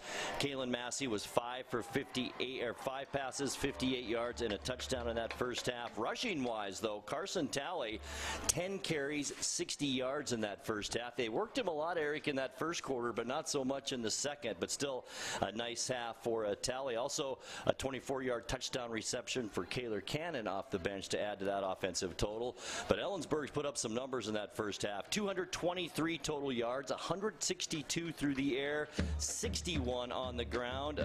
Brady Helgeson is 13 completions, 92 yards, and Ferguson, who came in 6 completions for 60 yards. How about that? Yeah. And in 2 games prior to this, Eastmont had given up a total of 330 yards in those 2 games, and that is just in one half of play. Our scoring summary in that first half, it would be Eastmont to take the lead early in the second quarter. 13 play, 5-minute, 4-second drive, 81 yards it would go, and a 2-yard touchdown run by Victor Welton. The extra point was was blocked, however, and with 9:26 to go in the half, Eastmont had a 6-0 lead, but Ellensburg would take its next possession, drive it right down the field, 9 plays, 69 yards, only 3 minutes off the clock. Logan Malik, whose name we've called on offense and defense for Ellensburg quite a bit in that first half, took it in from 6 yards out, and the extra point made it a 7-6 Ellensburg lead with 6:19 to go in the half. But here came Eastmont back again after a great kick return by Garcia, put him into Ellensburg territory, 5 plays, 37 yards, and a touchdown pass on a play action on third down from Kalen Massey to Cannon with 2:22 off the clock in that drive. Eastmont would make the extra point this time around, and that 24-yard touchdown pass would give Eastmont a 13-7 lead with 3:46 to go in the half. But then again, Ellensburg came right back again, got the ball out near midfield on a pretty good, it was a short kickoff, gave them short field position. They kind of traded it back and forth, but Ellensburg would go in from 61 yards out on a 6-play, 1 minute, 1 second drive. Dion Hardiman with a touchdown on the run from 7 yards out after that long delay, after a holding call that was called against the defense. Well, he would make no doubt about it from there. 7-yard touchdown run. The extra point would give Ellensburg the lead it enjoys right now, 14-13, as we are just about ready for second half action. We'll take a 2-minute break and get you the second half on the way next. You're watching Wildcat football tonight on the NCWLIFE channel. We'll be right back.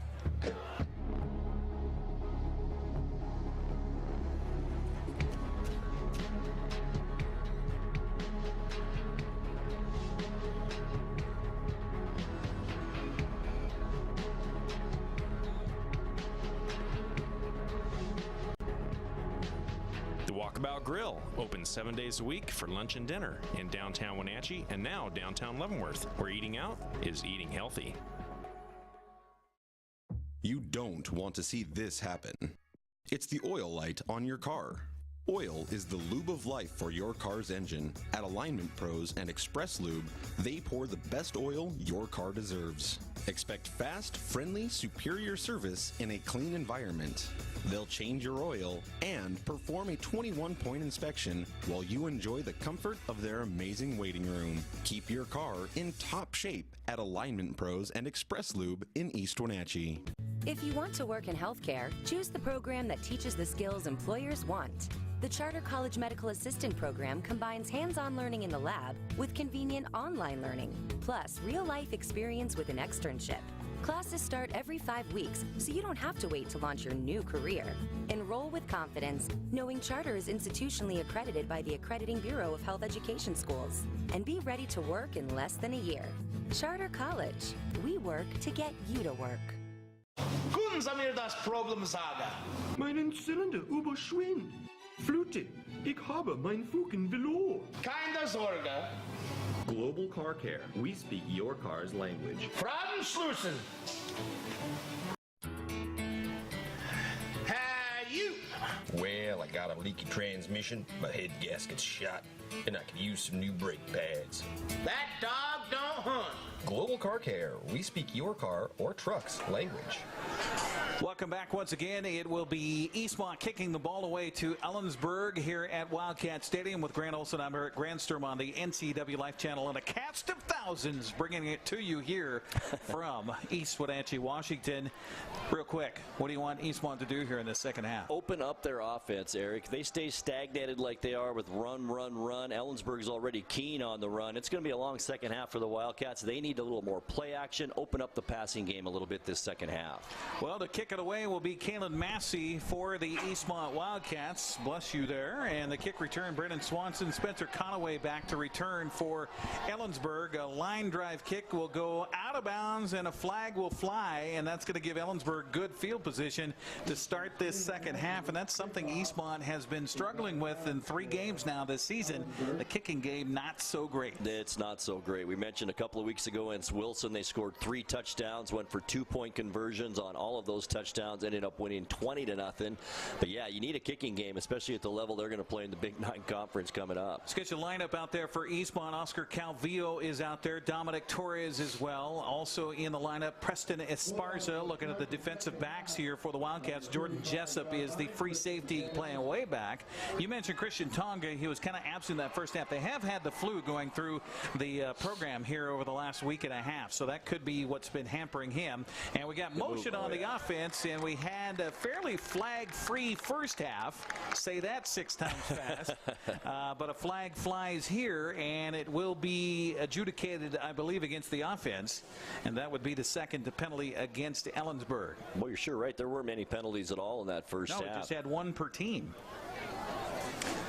And Ellensburg starts to walk backwards, so that's a telltale sign that they'll have their second penalty of the game. Our officials again here tonight. Dennis Brandstedter's their head referee. Ray Snook is the umpire. Rich Halterman, the head linesman. The line judge is Phil Madden. The back judge is Jeff Graham out of the Chelan County Football Officials Association. These guys work hard. You got to give them thank you when you see these guys, because they're not just working Friday night varsity games. They're working games throughout the week. It's a thankless job. It really is. And it's been hard for them to recruit new guys. And back to pass. The original starting quarterback. This ball will skip into the intended receiver here near side. Riley Seed off the hand of Brady Helgeson, who comes out a little shaky here to start the second half. It'll be 2nd down and 10. After a heck of a solid first half, Eric, 10 of 13, 92 yards in that first half for Helgeson, and his backup, Ryan Ferguson, 4 of 6 for 60 yards. So that's what Eastmont's got to stop here in this second half. They only gave up 61 rushing yards in the first. Second down coming up from the 30-yard line. 2 receivers come here near side, far side left for the offensive formation. Brandon Swanson is the slot man, and Helgeson wanted to hand it to the right, but nobody was there, and so he'll just take it himself. And spelling that one out for the Wildcats is Jeremy Gregerson, the 5'10", 170-pound junior, comes up from his linebacker spot, makes the stop. It'll be a 3rd and long coming up for the Bulldogs.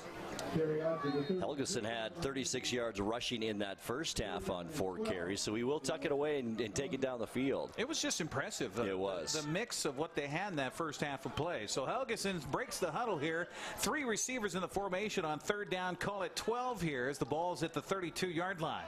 Back to pass. Helgeson looking out in the flat. The ball thrown out there a little bit behind his intended receiver as he cuts back, but then right there with a wallop is Eastmont to hold him for a loss on the play. The throw out into the flat to Logan Malik, but nothing happening on that particular possession for Ellensburg, as Eastmont very tough defensively. I think that was Dylan Esparza who came up. No, excuse me, it was Wesley McElwain who laid the pop on him. It was, and that was a heck of a pop, because Malik is a load coming up to that line of scrimmage. So only the second punt of the game here for Ellensburg, as dropping back to punt the football away will be Riley Seed. Looking over to the far sideline here and getting instructions from his coaching staff on what exactly they're doing. The White Hat also is over on the far sideline too, and having a discussion with the coaching staff. Randy Afholter over there. I'm not sure exactly what the conversation is here. Oh, I think they're looking for, what, a different ball, or they're talking about a player that had to come out. Malik is one that was coming out. Okay, maybe that was an injury on the far sideline. We didn't see that, but he got popped. It was a heck of a hit by McElwain here for Eastmont. 10:22 clock running. It was running that whole time, by the way. And now the pass back from center, and right foot nearly got blocked. It will be a short punt and take an Ellensburg bounce and be down at the 44-yard line. So a short punt. Eastmont will have great field position. We'll keep it right here as the Wildcats will go on offense. And I don't know if that was necessarily too long of a halftime break, but Ellensburg coming out cold in the first possession of the second half. And this is a great opportunity now for Eastmont to establish some momentum here early in this 3rd quarter, retake the lead, and do what they do best.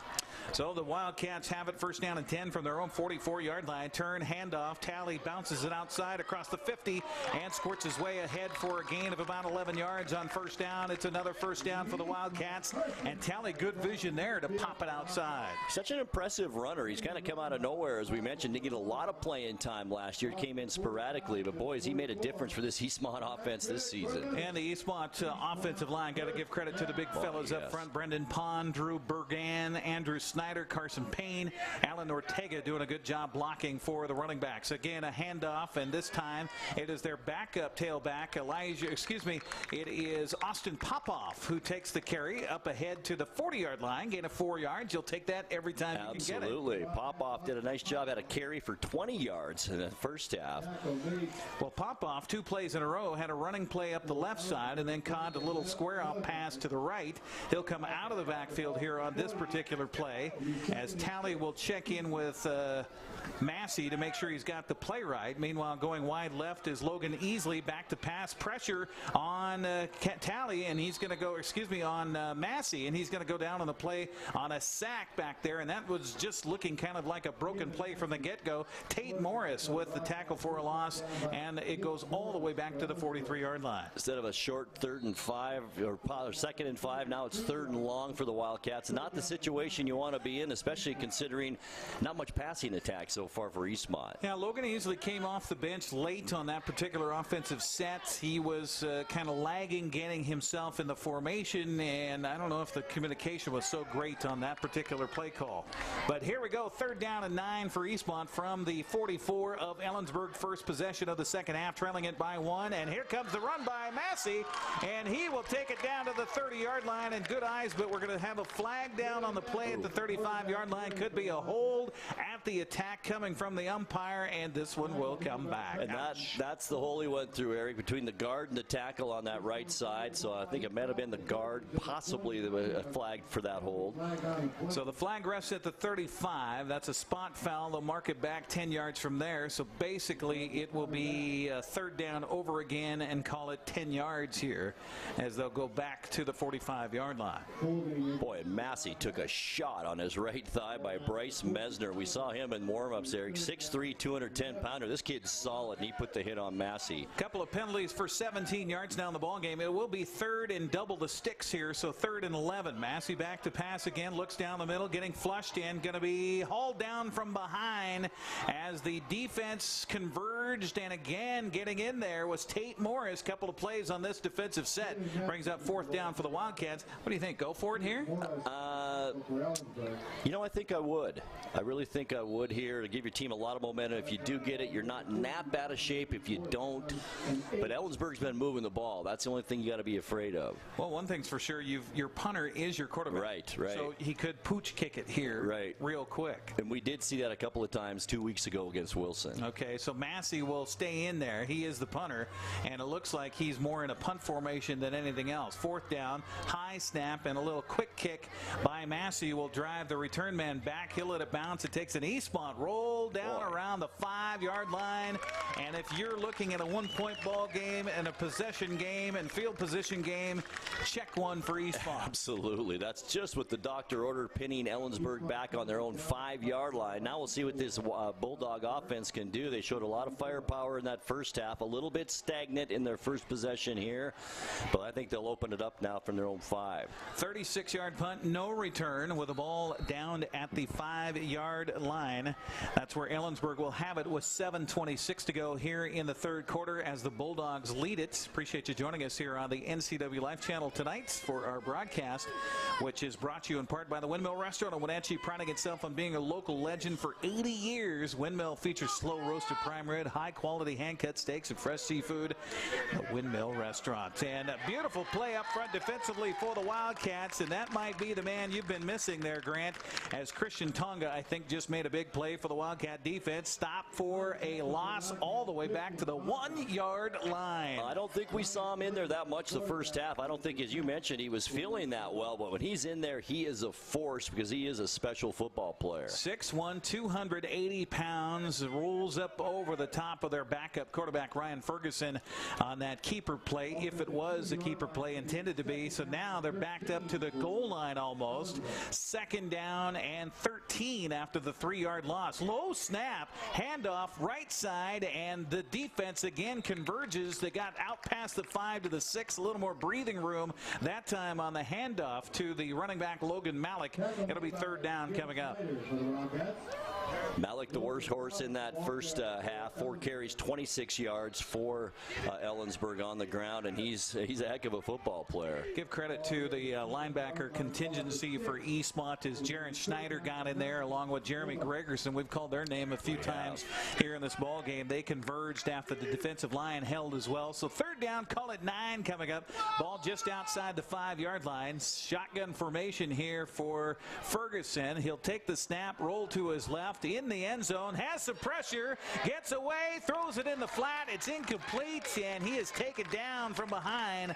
And great pressure again for Eastmont getting in there. Christian Flores and company. Flores played a very good late second quarter, and I think he's carrying that over here into the third. He made a couple of nice plays in that second quarter. Good defensive line play. So it'll be fourth down, and this is what you don't like to see as a coach either, is to have your punter deep in your own end zone. And they've had some bad snaps here in this ball game so far. It's been kind of an adventure back there for Riley Seed, who will punt for the third time in this ball game. His last punt was awfully short. Now they're going to bring everybody in tight to provide some extra protection for Seed back there. Good pass from center. The low line drive spiral kick will go back and be fumbled back there by Wesley McElwain. McElwain picks it up at the 40 and then is belted hard by Zach Mace, the 170-pounder. Now we get a flag down late. We'll see what the penalty flag is about here. Maybe Jeremy Gregerson some extracurricular after the play. And Dion Hardiman, I think, also involved in that area, Eric. He has a little bit hot coming off on the sideline. So we've had 3 possessions and 3 punts so far in this third quarter, much different than that second quarter of play. That's boy, this is on Ellensburg. This is going to give Eastmont some fantastic. It's going to be on Eastmont. You see where Eastmont's huddling up at their own 40-yard line. So they're assuming, that this is going to be a 15-yard penalty against the Wildcats. Let me finish this message about the Windmill. Homemade dressings and pies made fresh daily, a mainstay of this legendary landmark restaurant. The Windmill has a full bar and an excellent selection of beer and wine from which to choose. Call the Windmill today, 665-9529. Just on our replay, Eric, it was a shoving match, and the Eastmont player, the second one to push, and who always gets called for that. So a great shot on our replay of why that penalty was called. So 15 yards marched off against the Wildcats here. And again, that was something last year that they had a hard time overcoming, was negative plays. They really did. And having that get in their head, and then the head would follow the body, and then suddenly they find themselves on the wrong side of the sticks. Well, they have good field position here, even still at their own 45-yard line. First down and 10, and back turn, handoff, dive play. Tally is into Ellensburg territory as he's finally tumbled down at the 44-yard line, 11 yards on first down. 12 carries, 82 yards now for Carson Tally. A fantastic game. We're still in the third quarter. Feed the beast. Feed the beast. Massey under center, sends a man in motion again, handoff right side to Tally. And how about that offensive line push up front, just building the holes, and a gain of 8 yards on that carry down to the 36. Boy, right guard Carson Payne opened up a hole between him and that right tackle Alan Ortega, and it was pretty easy for Tally to get at least 5 yards and got the other 3 on his own. I like this pace too for Eastmont. They're quickly out of the huddle. They know what they want to do, and I think that's just run this football. It is. Second down, 2 coming up. Massey turns, hands it off to Welton. There he goes. Wide open to the 30, 25, block downfield to the 10 to the 5, into the end zone. 36-yard touchdown play. We've got flags afterwards, a little extracurricular again. I think this will come on the extra point or the kickoff. I do not think this will inhibit the 36-yard touchdown run by Victor Welton. And that was all made possible once again by junior right guard Carson Payne and the senior right tackle Alan Ortega. They blew a hole wide open on that misdirection once again to Welton. Then he just used his speed to scamper into the end zone. The touchdown is good, says the official. It is a dead ball personal foul whistled against Ellensburg. And Eastmont will take that on the kickoff. And a big hug here near sideline coming over and getting some congratulations. Jack Gudmundsson, a 6', 200-pound offensive lineman, just a sophomore out there helping the block for Victor Welton with a 36-yard touchdown run, our longest touchdown play of the game. Touchdown for Wildcats made by Victor Welton. Tempers flaring a little bit here in this third quarter. No love lost, that's for sure. 4:52 remaining on the clock as Eastmont Eastmont has regained the lead at this point, 19-14, as they'll try to tack on the extra point. It'll be Kalen Massey to kick it out of the hold of Chance Garcia. Snap from center is good, the spot is good, and the kick is also good. We'll take a 60-second break and come back as we're at 4:52 remaining in the third. Eastmont regains the lead 20-14 over Ellensburg. We'll be back next on the NCWLIFE channel. What's your Automocha emergency? It's a Frappuccino mocha with whip. The espresso shakes are my most favorite because I can get any flavor. Peanut butter chocolate Frappuccino. Definitely espresso shakes. My favorite is the mocha for pitas. A peach Red Bull.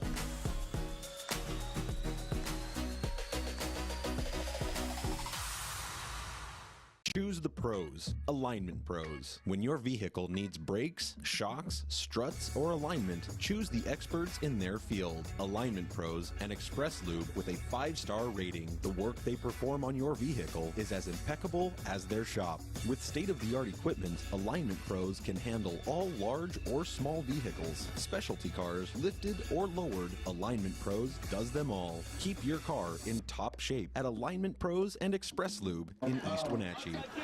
Victor Welton with the second touchdown of the football game for Eastmont. Just a 3-play drive, eats up 55 yards in 53 seconds. The big run from 36 yards out, and now the 15-yard penalty on the kickoff. So if you're Eastmont here, do you roll the dice and try an onside kick? You know, I think it would be a great call. I'm not sure they'll do it, but I like that call right here, Eric.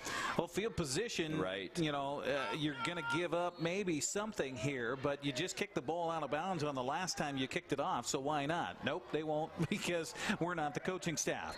The kickoff, though, will be a fair catch called back at the 7-yard line. Ouch. Riley Seed.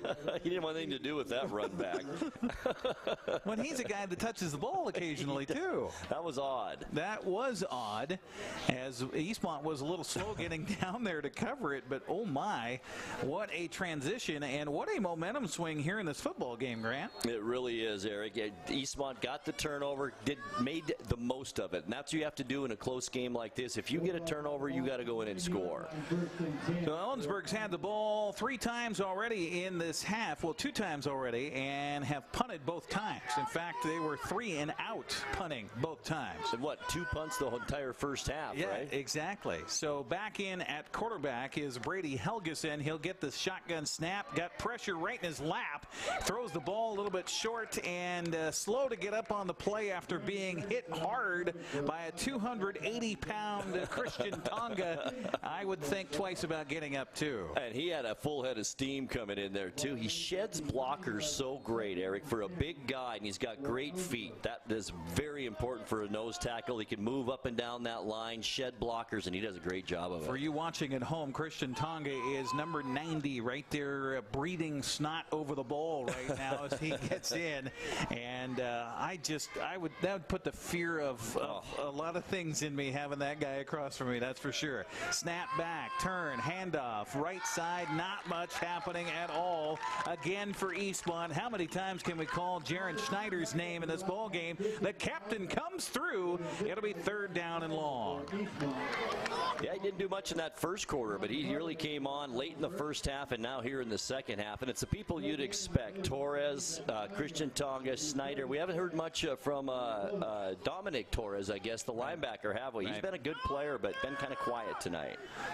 Eastmont certainly stepping up the pressure here in the second half so far as Ellensburg faces another 3rd and long situation, and this is maybe pin the ears back and come if you're the defensive line. Helgeson gets a low snap, rolls out to his right, has some pressure coming on him, throws down on the flat, the ball knocked away, nearly intercepted. How about again the play by Jaron Schneider, getting a left arm out there, knocking the ball almost into the midst of Wesley McElwain. It'll be 4th down and 10. What a great play is right. After Helgeson now, after that great first half, is 0 for 3 here in the 3rd quarter through the air. Ferguson 1 for 2. So not much of a passing attack here yet. I was going to say maybe he's hearing the thundering hooves, but they're Wildcats, so I guess the thundering paws of Wildcats coming his way. 3:57, the clock stops on the incomplete pass. again, standing in his own end zone, is Riley Seed to punt this ball away. They'll put a man in motion. Seed will run to his right, and then the ball is kicked away low. A sidewinder that will trickle out across the 45 and out to the 46-yard line. But again, Eastmont's going to get great field position on this one. 36-yard punt that should have gone about 20 yards, but a nice roll after the ball hit the turf. And once again, great field position for the Eastmont Wildcats in Bulldog territory. And once again, they need to make something happen on offense. 3:56 as they get the ball back. First down and 10 from the Ellensburg 46-yard line. And that's something that Coach Michael Dawn wants to talk about too, finishing. When you have the chance to take advantage of the game, here comes Talley on a handoff inside, and he is popped again. Wow. Coming over Brandon Mellergard, 6 foot, 180 pounders, and some of these running backs for Eastmont going to wake up with a 54 imprinted on their chest come tomorrow. You know, 180 pounds doesn't seem that big, but when they're football players and know how to hit you, that's a lot of weight hitting you. They found out there. 2 yards on the gain for Talley on that one. It'll be second down and 8, ball at the 44 left hash mark. A two-man slot formation. Welton will get the ball handing to his right, and again, guess who comes up and cuts him out is Mellergard, and a little late shove there by Eastmont. Little Carson Payne push, and it'll be a third down and long coming up for the Wildcats. Really not much of a gain on that play. Ellensburg's not giving up without a fight in this ball game. They're not as big, but they're a tough football team, and they played a well-rounded football game tonight. The defense not big, but they're tough out there. Jason Smith comes out of the ball game and will be replaced in the lineup here on the near side by Taylor Kazin. Excuse me, I'm looking at the wrong roster here. Henry Reinhardt comes in. Alex Florence was the one who came out. Now a turn handoff to Talley. Talley goes over one man, but then it's belted hard. Again, it's Mellergard on the tackle here. It'll be a 4th down and 5 coming up for the Wildcats. Not crazy about that call there, Eric, on a 3rd down and about 7 or 8 or whatever they had. I like a little play action there. You know, change it up a little bit. Maybe even a little bubble screen out in the flat. Offensive line can get you, but hard to have it happen every single down. Now Eastmont a little bit confused on their personnel here on a 4th down play from the 5, and the defense nearly jumped off sides, and I think that was maybe the intention here, as now they're going to pooch punt it, says the near sideline, and this ball will be taken on the receiving end on the 6-yard line, and then stumbling his way out, but keeping his feet under him was Dion Hardiman. Looks like he can be dangerous back there, and pretty good job to get that ball out away from the shadow of their goalpost. Ellensburg will have it at the 20-yard line. You know, if I was the rest of the teams in that CWAC, I would be a little bit worried about this team, Eric. They are very impressive and a well-rounded team in all facets of the football game, and we're talking about teams like Othello, Ephrata, Quincy, and East Valley in that CWAC North, and I like Ellensburg's chances in that conference this year. Yeah, certainly so. Wow. After tonight, they'll have, let's see, a game next week, homecoming already, against Ephrata next week for the Ellensburg Bulldogs. Eastmont, meanwhile, will have a game, another non-leaguer against West Valley of Spokane on the road. First down and 10 here for the Bulldogs, and it is their starting quarterback back in there, swings it out in the flat, and taking up the tackle high while the running back went a little low there. Eastmont comes up the better of that one, and it's a gain of maybe no gain on the play. No. Nice job. Who was that for Eastmont that got the play there? I think it was... I didn't see the play. I thought 36, Hunter Moore. It was Hunter Moore that made the tackle, so nice job by Moore. Second down coming up from the 20-yard line here for Ellensburg as time winds down in this third quarter suddenly. It is 20-14. Eastmont on top with 1:12 to go in the third. Eastmont changing up their formation defensively. Ellensburg back rolling to pass, throwing out the flat. The ball is caught out here by Reese, and he is across the 30 and got enough for a first down. Little pushing and shoving again after the play. Boy, no love lost between these two teams, as the quarterback for Ellensburg, Helgeson, able to connect with Reinhardt for the first down play. And a nice block by Brendan Swanson, the wide receiver, right in front of the Eastmont bench to kind of spring the receiver to get a couple more yards and get that first down. They'll start the clock again, under a minute to go. Eberg will probably get one more play in here before the end of the third quarter as they find find themselves down by 6, 20-14. Again, Brady Helgeson, the quarterback, takes the snap from the shotgun position, keeps it himself after a fake of the handoff, and then is smothered there at the 35-yard line after about 4 yards on first down. Good defense that time by Flores. Also, Christian Tonga made his way down that defensive line, and they snuffed that play out.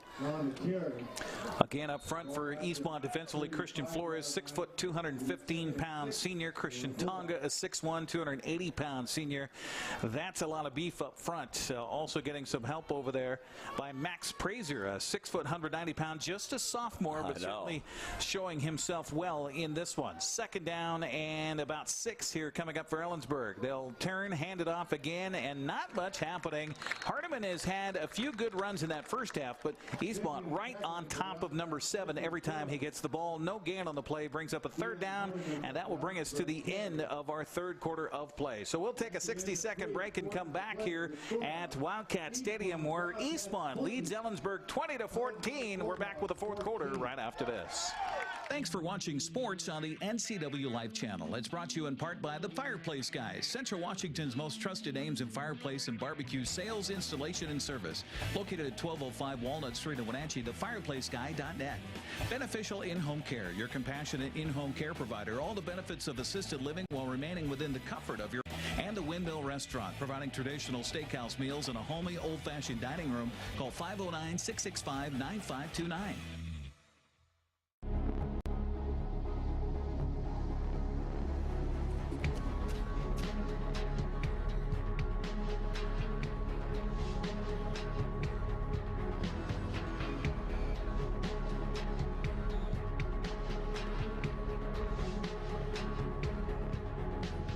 Walkabout Grill, open 7 days a week for lunch and dinner in downtown Wenatchee and now downtown Leavenworth, where eating out is eating healthy. 7 possessions per side in that third quarter, 5 punts and 1 touchdown. That was by the Wildcats on a big 36-yard run by Victor Welton. And that's the difference in the ballgame right now as Eastmont leads it 20-14 as we head to the fourth quarter of play. Ellensburg with the football, a third down and long coming up from the 35-yard line. And Eric, this is a big possession. I know it's just the start of the fourth quarter, but a big play for both the Eastmont defense and the offense of Ellensburg. Ellensburg trying to regain some momentum here that they really haven't had yet in this second half.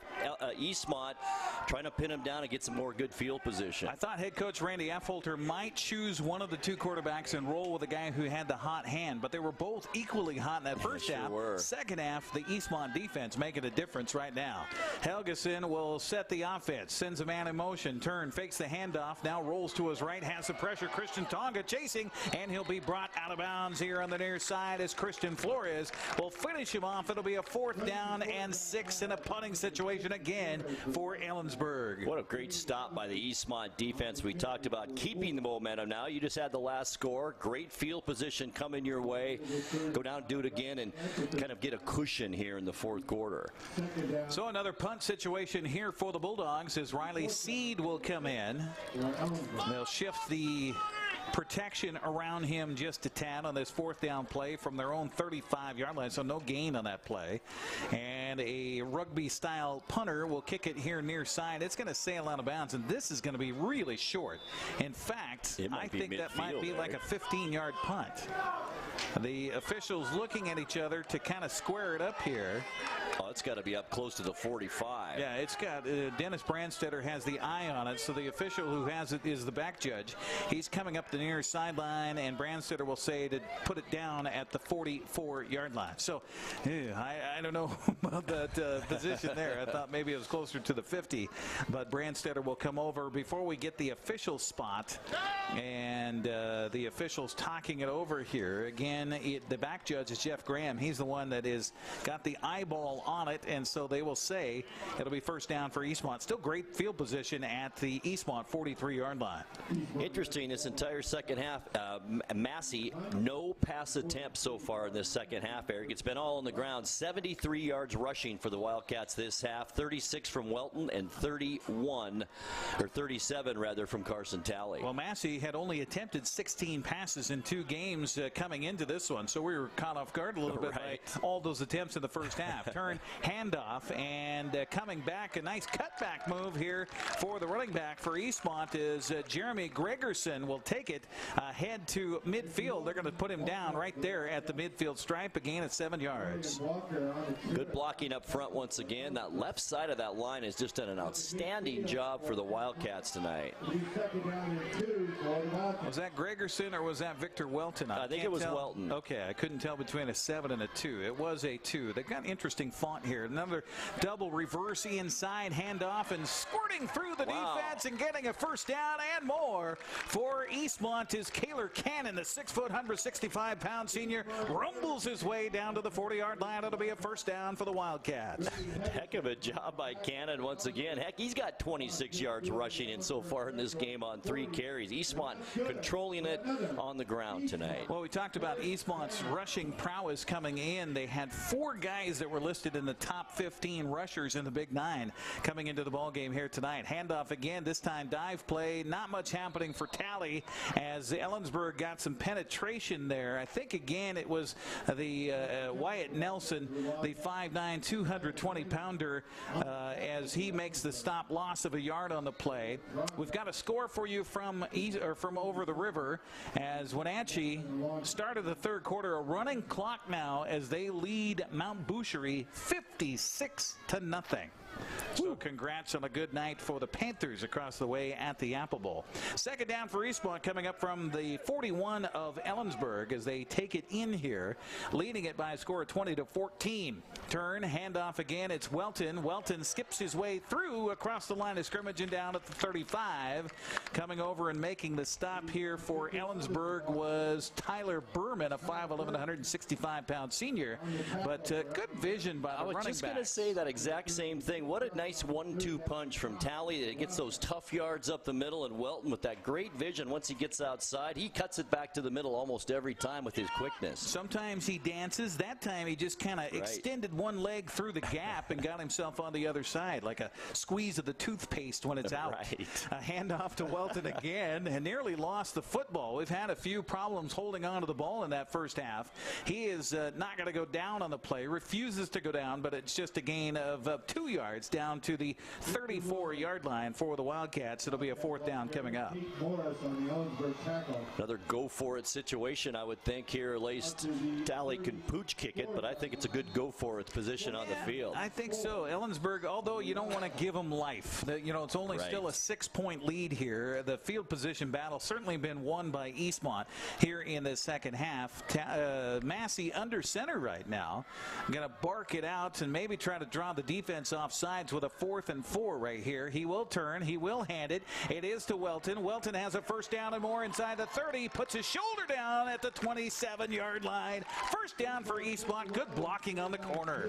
Welton doing a great job as well this half. But I'll tell you what, that offensive line, the left side, the right side, really doesn't matter right now. They're kind of taking control of this, and I think it might be their size just beating down on this smaller team a little bit. But this run game's clicking now. We talked about the number of guys for Ellensburg that are playing both ways. Maybe a little bit of attrition happening right now. Eastmont, they needed 4. They got 6. First down and 10 from the 28-yard line. Wide receiver into the ball game going wide to the right here for Eastmont is Logan Easley. Back to pass goes Kayla Massey, and incomplete pass.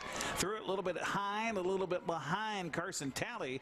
Incomplete, stops the clock here with 8:28 to go in the fourth quarter. That is the first pass attempt by the Wildcats here in this second half.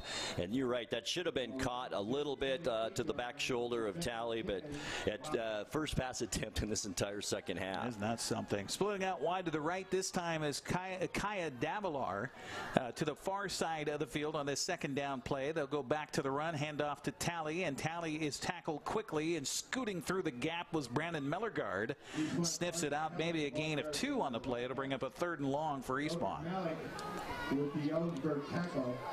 26-yard line, big play once again for both teams. Ellensburg, though, hands on hips out there. Yep. They're a little bit tired right now. I like your play action here, and maybe a dump pass over the middle again. Eastmont was able to strike out a touchdown for that to Cannon in the first half. Let's see if they go back to the Cannon again here on a third down play. Ball situated center, hash marks at the 36. Turn, handoff. No, it's Welton. Welton trying to get around the corner, but Ellensburg does a great job of flowing to the football, and a tackle made for a loss on the play by Henry Reinhardt. Give the credit to the Bulldogs. They stepped up on that one. Boy, number 40 out there, Bryce Mesner. He is shot. He's hands on hips. He's leaning over at times out there. He's a tired football player, but Eastmont's got to buckle down now. Will we see the pooch kick this close in? Fourth down and 9 coming up. The ball is out at the 20, just inside the 28-yard line for the Wildcats after they discuss it on the near sideline. Let's see what they do here. Sending wide to the right, Logan Easley. He's also out there with Wesley McElwain. And the snap back, and they're going to throw it. Massey throws it out on the far side. The ball is caught over there, but going to be short of the first down yardage necessary, as McElwain will come up with the catch. Trying to block over there for him was for Eastmont. Who was it over there? Lost track of who it was. But he had a receiver over there trying to block for him and just couldn't get enough for the first down. So to go over on downs on the gain to the 24-yard line. Now it's up to the defense once again to step up. They played a great second half so far, have given up no points yet this second half, and now it's showtime for this defense. It's been so good so far this season. So first down for Ellensburg. They'll put the ball at the 24 of the Bulldogs, as they'll drop back to pass, throw it out here in the flat. That's a holding right there. That's a tackle. My goodness, finally flags fly, and a little frustration factor number 9 for Preston Esparza, who was tackled. He was mugged. He lost his wallet. That might have been the most blatant hold I've ever seen. Oh, man. That was a great play if you're a defender on an offensive player who's carrying the ball, but no. So we'll wait for the officials to gather and discuss this one. Yeah, this shouldn't take much of a conference here with Spencer Conaway, 6 foot, 175-pound senior. Yeah, I wonder if he's a wrestler, because that was a nice takedown. See, you would know that. Yeah, that was a single leg takedown right there. Looked at the fireman carry, but didn't particularly go that route. So the officials, after a long conversation using the Encyclopedia Britannica, say yes, it is a hold and an unsportsmanlike against Eastmont. So the flags will offset here. Oh boy, goodness. There was a little bit of a scrum between Preston Esparza after that play. He's the one that was the victim of the takedown. He got up and kind of stomped his way away from where the play was being held. So I think they're going to march this off on the hold, and then the unsportsmanlike will come back the other way. That should give Ellensburg 5 yards. One was during the play, and the other was post the play. So they take the yardage going one direction for the 10-yard hold, and then a 15-yard penalty on the defense for unsportsmanlike conduct, and that winds up being an Ellensburg first down at the 35-yard line. Wow. 4 penalties, 42 yards now for, 47 yards for Eastmont. 4 penalties and 35 yards for Ellensburg. I can't blame Esparza. I mean, he was manhandled and tackled out there, and then the other player, Conaway, wouldn't let go. When he was trying to get away, it looked like he kind of maybe stomped him or something a little bit, but unfortunate for Eastmont. And coming out of the game, Preston Esparza will get a chance to cool his heels a little bit on the sideline, as he'll be met by Kalen Massey. Massey will say, look, good captain move there by the senior. Now Michael Don having a discussion and with the head official here. We might have something on the bench here. I didn't see any other flags come out. But this is where you got to keep your cool. You're leading by 6. Right, tight ball game. Don't give the other team any momentum, especially not for yardage. And that's the situation right now after the 15-yard penalty and the march off. So I think we're ready for football once again, as the ball will sit at the 35-yard line of Ellensburg, and a first down and 10. Into the game, splitting out wide right is Spencer Conaway. He's got one catch in the ball game, I believe. And the quarterback continuing here for the Ellensburg Bulldogs is Brady Helgeson. Helgeson back after the snap. Then he's going to take it down and rush himself, and awkwardly tumble down there as Tonga comes over and cuts him down after a 4-yard gain on the play. 2nd and 6 coming up. What a play by Tonga. He came from behind to make that play. And that shows his fleet feet out there for Christian Tonga, who again came in last year very green for Coach Michael Don, and they have worked with him in the offseason, and he has worked himself to, I think he's put on about 50 pounds between last year and this year. Man in motion. They're going to turn and hand it off. A cutback play again for Hardiman, but just not a lot of picking over that right side. They do get it across the 40 to the 41. A 3rd down coming up. Another play by Tonga. Fought his way down that offensive line, and just watch the moment of impact when he hits that lineman. It's a sound that a pretty big football player makes when he's making contact, and he does every single time. Meanwhile, under 5.5 minutes left in regulation here, with Ellensburg trailing Eastmont 20-14 as we're in the 4th quarter of this one. Entertaining all the way here at Wildcat Stadium tonight. 3rd down and 4 coming up for the Bulldogs. Turn, handoff. It's a backup running back here, and he is trying to push his way ahead. No whistle yet. With the carry that time for Ellensburg, was it Damon Malik in there? It was a different number, 34. Well, that was Logan Malik. It just looked like a different guy out there for a minute. Maybe he took his hair out of his hairband, because I didn't see the hair dancing out of his helmet in the first half. But he's a gain on the play, just 2 yards to the 43. So a punting situation, it would seem here for Ellensburg. 4th down, 3 yards to go. Eastmont's got to keep their eyes up here defensively. Pass back from center. And he's taking it. He's going to run it across. He gets it. Squirt ahead for the first down across the 45-yard line to the 46. And a good read there by Elijah Harper. That Australian rules kind of rugby approach to it. And he just looked for the gap, found it, and got his way ahead for the first down. And that might just be the momentum swing that Ellensburg needs now to get down the field. Only 4:23 left, Eric. This is the time of game that it gets good, doesn't it? Both teams have all 3 timeouts. Tick-tock for Eastmont. You can't have that clock move quick enough. 4:19 remaining in regulation. Ellensburg trailing it, but has the ball 1st down and 10 from the 46-yard line. Again, wetting his fingertips out there. Helgeson back to pass. Looks down right, going to go deep right, looking for a receiver who's out of bounds. Pretty good coverage down the near side for Eastmont by Wesley McElwain.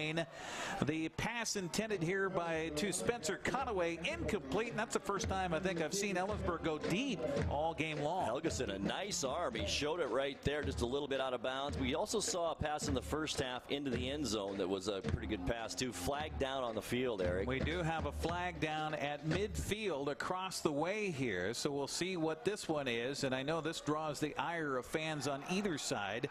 You don't want to have a game determined by penalties, and they're going to wave that flag. Wow. It would have been big either way, no matter what the call there.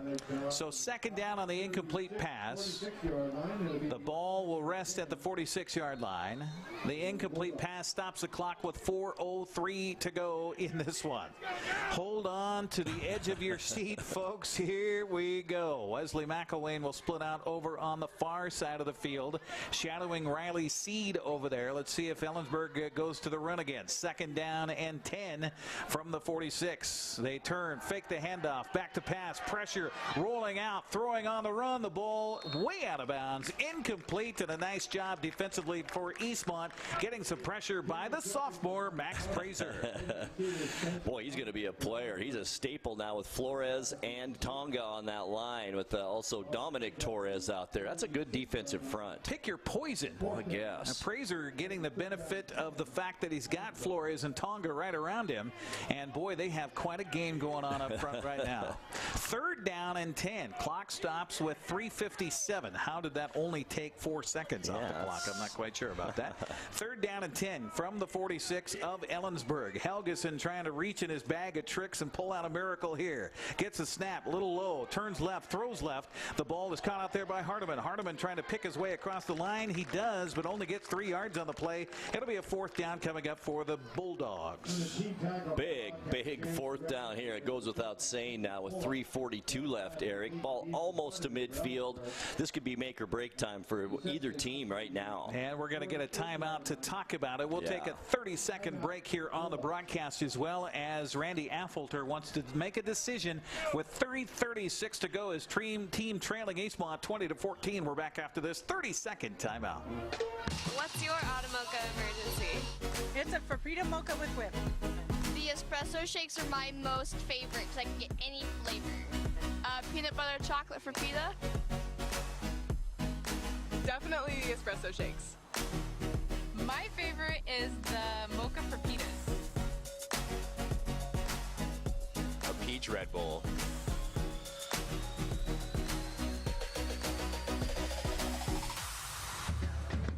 Our broadcast tonight brought to you in part by the Windmill Restaurant in Wenatchee, priding itself on being a local legend for 80 years. The Windmill features slow roasted prime rib, highest quality hand-cut steaks, and fresh seafood. Homemade dressings and pies are made daily and are the mainstay of this legendary landmark restaurant. Windmill has a full bar and excellent selection of beer and wine from which to choose. Call the Windmill today, 665-9529.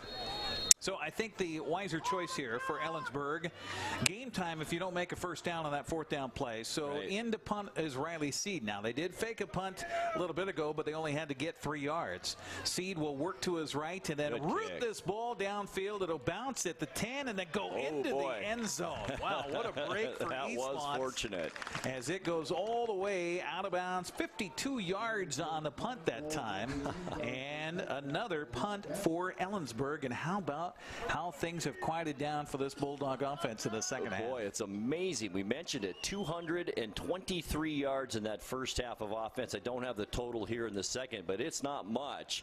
Eastmont defense has done what we've expected them to do and what they've done so far this year. Well, here's your chance, Grant. You want to finish, you want to go 3-0, you want to win your 8th in a row going back to last year, then you work the clock, you get a few first downs, you use them, make them use their timeouts. Turn, handoff, Welton, right side, wrap up that ball, young man, as he gets it across the 25 near the 30-yard line. And how about 10 yards on the ground on first down? And that's what I was going to add to your statement, Eric. Don't turn the ball over. They're going to spot him just a skosh shy of a first down to the 29. So officially 9 yards on that gain for Victor Welton, who's got 84 yards now in this game. And a couple of touchdowns to boot. And 82 for Tally. So a nice ground attack tonight for Eastmont. Absolutely.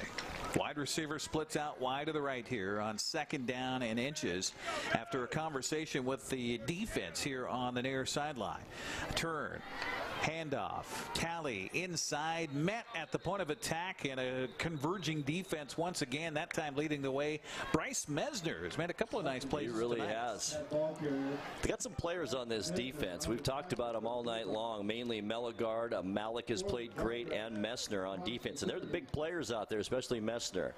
We've got a timeout on the field. Ellensburg is going to take their 2nd timeout, left with 1. And a reminder that our broadcast brought to you in part by the Alignment Pros at Express Lube. Keep your car in top shape at Alignment Pros and Express Lube, including front and 4-wheel drive alignment. Online at alignpros.com or at 182 Eastmont Avenue. Also by Automocha. What's your Automocha emergency? Visit one of their 6 locations in the valley, including the only Automocha with inside seating on 5th Street across from the college. And by Color Effects, offering screen printing, embroidery, digital printing, and logo design for your team, school, business, or church at a fair price. Locally owned for over 20 years. Call Color FX at 509-741-7609. Along with Grant Olson, I'm Eric Grandstrom. 1 score in the second half, and that was a 36-yard touchdown run by Victor Welton.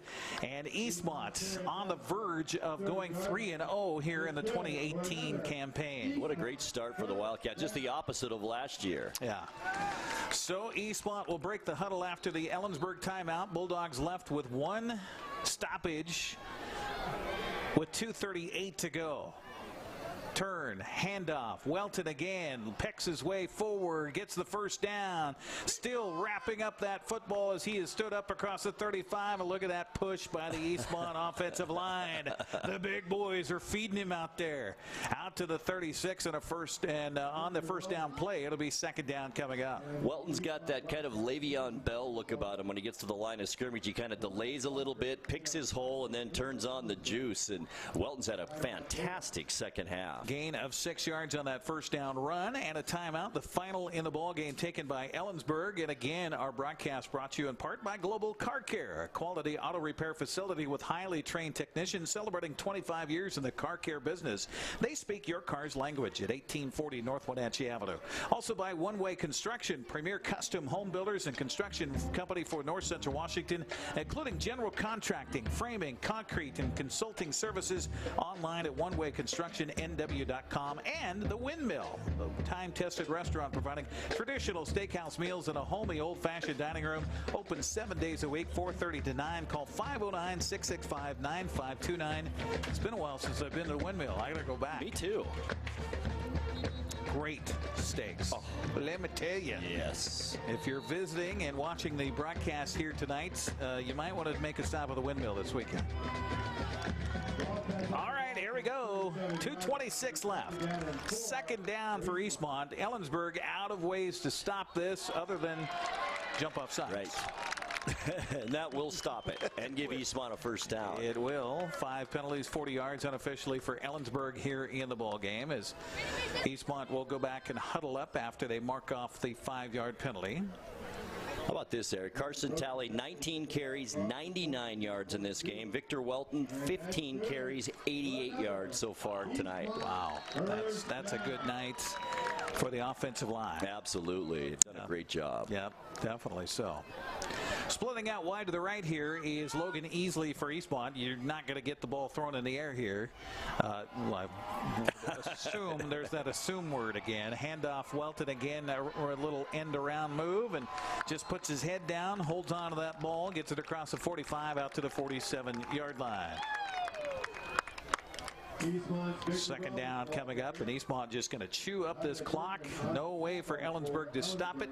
2 minutes to go. By the way, we're going to be down on the field for our postgame show, and I don't know, how good are you at doing math on the run? It's going to be interesting.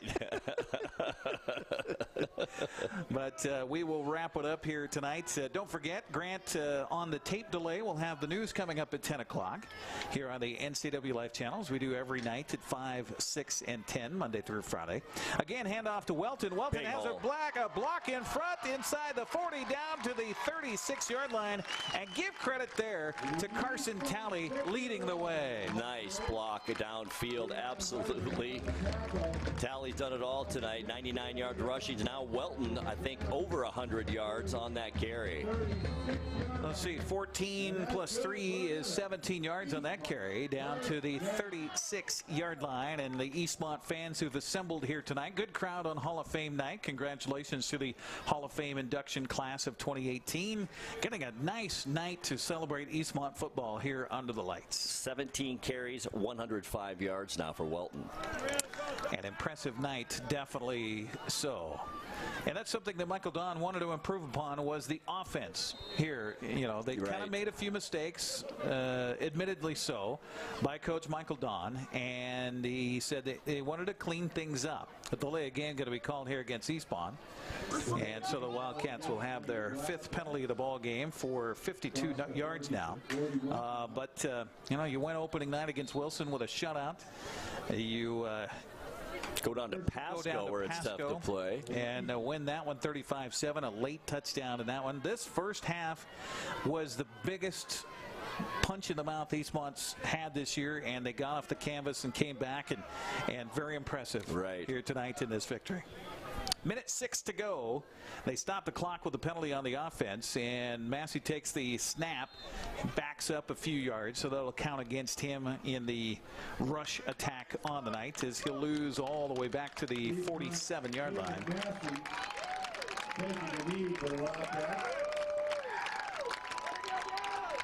And a nice hand all around here for the Wildcats, who will now have won 8 straight, going back Amazing, to a 5-game win streak to end last year. And the goal throughout is to go 1-0 each week.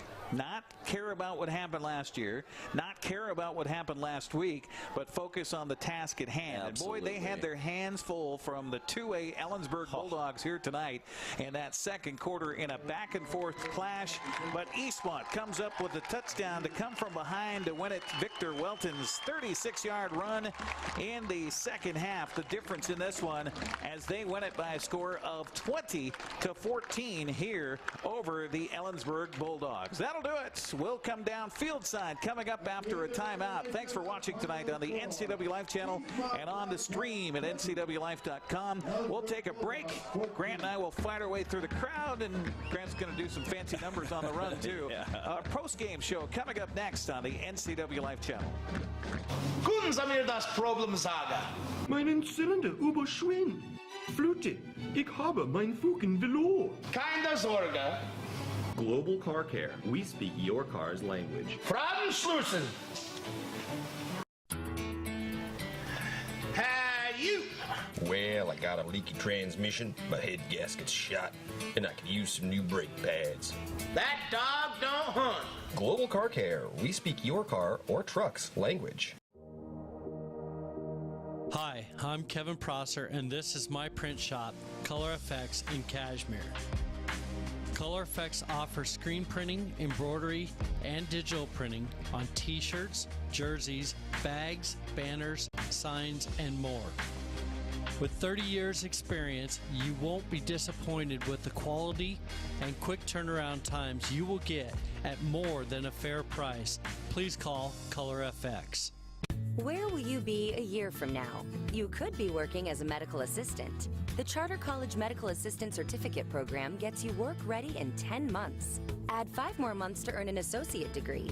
We prepare you with hands-on training and support you after graduation with job search help and interview skills. Institutionally accredited by the Accrediting Bureau of Health Education Schools, Charter has been training healthcare professionals for more than 30 years. Charter College. We work to get you to work.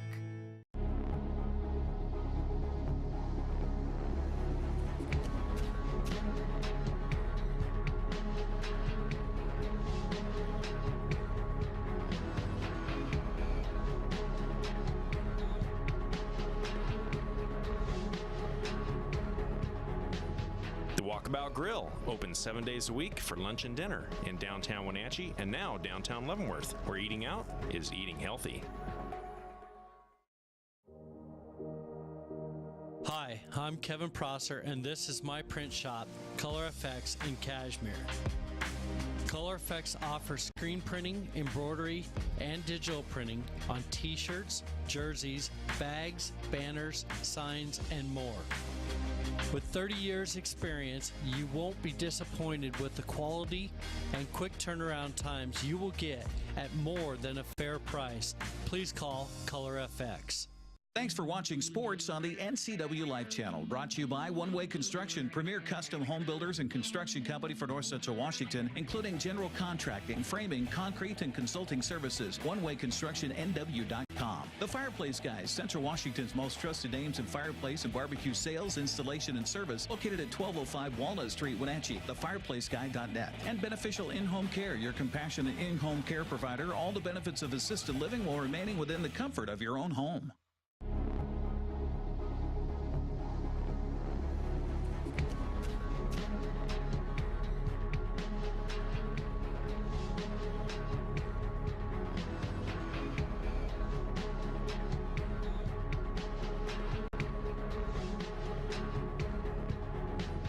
Walkabout Grill, open 7 days a week for lunch and dinner in downtown Wenatchee and now downtown Leavenworth, where eating out is eating healthy. You don't want to see this happen. It's the oil light on your car.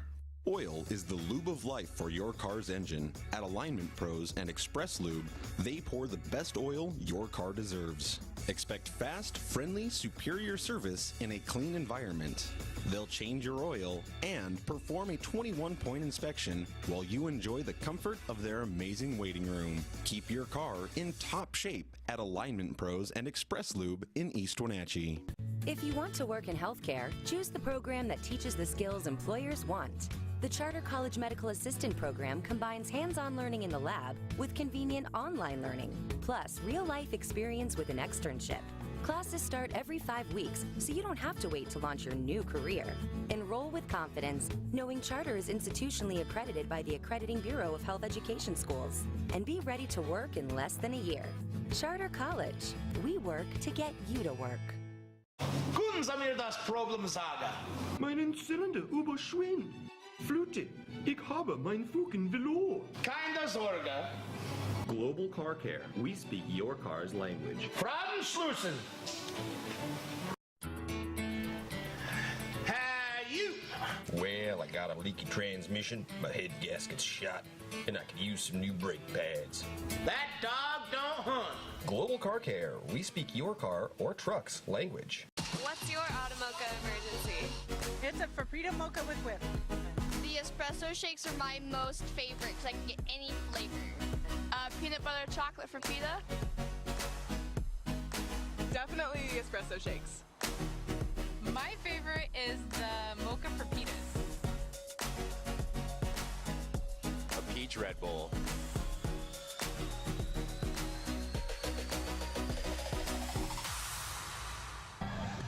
Welcome back here fieldside for the broadcast tonight on the NCWLIFE channel, along with Coach Michael Don. I'm Eric Granstrom. And Coach, well, you had a team for the first time this season come out and punch you in the face, and the kids rose from the mat and came out and shut them down that second half. Congratulations on the win. Yeah, I thought, kids came back and played better. We got a lot of things to iron out. I think that's the first time somebody's punched us in the mouth where they physically brought it to us, and we got to do a better job of getting ready for that. But we did come back, and came out in the end and got a win. That's one thing we talked about last year, that it was difficult for your kids to overcome some negative plays or to get behind on the scoreboard, but your kids just kept battling back. I think that says a lot about you, the program that you've got now. Yeah, no, they're doing a much better job. I think the more time you put into it and the more work you've put in to get to that point, the harder it is to give in when things go bad. And so our kids rose up. I mean, in 2 games in a row, we've had big red zone stops where we've come up with big stops and gotten off the field, big 4th down stops. And, at the end there, we're able to get big first downs to ice it and end it. And, that's what we want out of our guys. You hold them to just 20-some yards in that second half. What was the message at halftime? Were you a little surprised that they came out and threw the ball as much as they did? No, that's kind of what we saw on film, but we just had to do a better job up front defensively. We were getting man blocked, single blocked across the board, and we had to get off blocks. They did a much better job of getting going in the second half, and rose up and played the way we'd been playing the first few weeks. We didn't see a lot of Christian Tonga in that first half. He came out and really just put the foot of authority down, as the rest of your defensive line did. Linebacker play was stellar as well. Yeah. As you guys got penetration, you got in there and made them uncomfortable, and they looked very uncomfortable for that whole second half. Yeah, no, he played great in the second half, and he was flying around making plays, and you can't block him one-on-one, so he changes your blocking schemes, and he makes everything a little bit different when he's in. Now, I know you coach under Randy Affolter, offensive, defensive line guy, so we got to give some love to the big fellas up front. Great job of blocking for your rushing attack tonight. Grant, how many yards total rushing here? 209 yards rushing, and you had to have that, especially down the stretch here, to ice this one over. Did, and we got going a little bit better rushing wise this week, and we got our 3-headed, or 2-headed, we got both our fullback and our wingback going really well, and a couple other guys got in and got some carries for us, but it was good to get that going and get rolling a little bit better offensively. We didn't get a ton of possessions, but we did a good job with the ones we had. Oh, Coach, congratulations on the win tonight. Thanks for taking the time to join us. Thank you very much. You bet. Michael Don joining us here. We'll get Grant in to get the rest of the numbers and wrap it up from Eastmont High School. Again, 20-14, Eastmont knocks off Ellensburg. We'll come back with more right after this on the NCWLIFE channel. Choose the pros. Alignment Pros. When your vehicle needs brakes, shocks, struts, or alignment, choose the experts in their field. Alignment Pros and Express Lube with a 5-star rating. The work they perform on your vehicle is as impeccable as their shop. With state-of-the-art equipment, Alignment Pros can handle all large or small vehicles, specialty cars, lifted or lowered. Alignment Pros does them all. Keep your car in top shape at Alignment Pros and Express Lube in East Wenatchee. Thanks for watching sports on the NCWLIFE channel. It's brought to you in part by the Fireplace Guys, Central Washington's most trusted names in fireplace and barbecue sales, installation, and service. Located at 1205 Walnut Street in Wenatchee, thefireplaceguy.net. Beneficial In-Home Care, your compassionate in-home care provider. All the benefits of assisted living while remaining within the comfort of your own home. And the Windmill Restaurant, providing traditional steakhouse meals in a homey, old-fashioned dining room. Call 509-665-9529. One more time around here at Wildcat Stadium as the Eastmont Wildcats come from behind. They get the lone score in the second half on a 3-play, 56-yard drive. Victor Welton, a couple of touchdowns on the night rushing, and that rushing attack was huge for Eastmont and the defensive play in that second half. Oh, the defense was the difference in that second half. You hit it right on the head. Victor Welton ended up with 110 yards on 17 carries. Carson Talley, 99 yards on 19 carries. Didn't need a passing attack in that second half, the way that offensive line blocked for those running backs. Coach Don said it. They have a great 1-2 punch, don't they, with Talley and Welton on the outside. And that showed, I think the size and the strength showed in that second half. Absolutely. Eastmont with the victory here tonight, 20-14 the final. We got a huge crew that helped make this all happen. Thanks to everybody behind the scenes running the cameras, flipping the switches, and of course, we couldn't do it without Dan Kuntz. That's just all there is to it. Goes without saying. On behalf of Grant Olson, I'm Eric Grandstrom. Thanks for watching Big 9 football tonight where the Eastmont Wildcats get the victory 20-14. Have a good night, everybody. Thanks for watching High School Sports on the NCWLIFE channel. Tonight's broadcast was brought to you by Alignment Pros, Automoca, Color FX, Global Car Care, One Way Construction, and the Windmill Restaurant. NCWLIFE channel's coverage is also brought to you by Charter College and the Walkabout Grill. This concludes today's coverage of high school sports on your home for local sports, the NCWLIFE channel.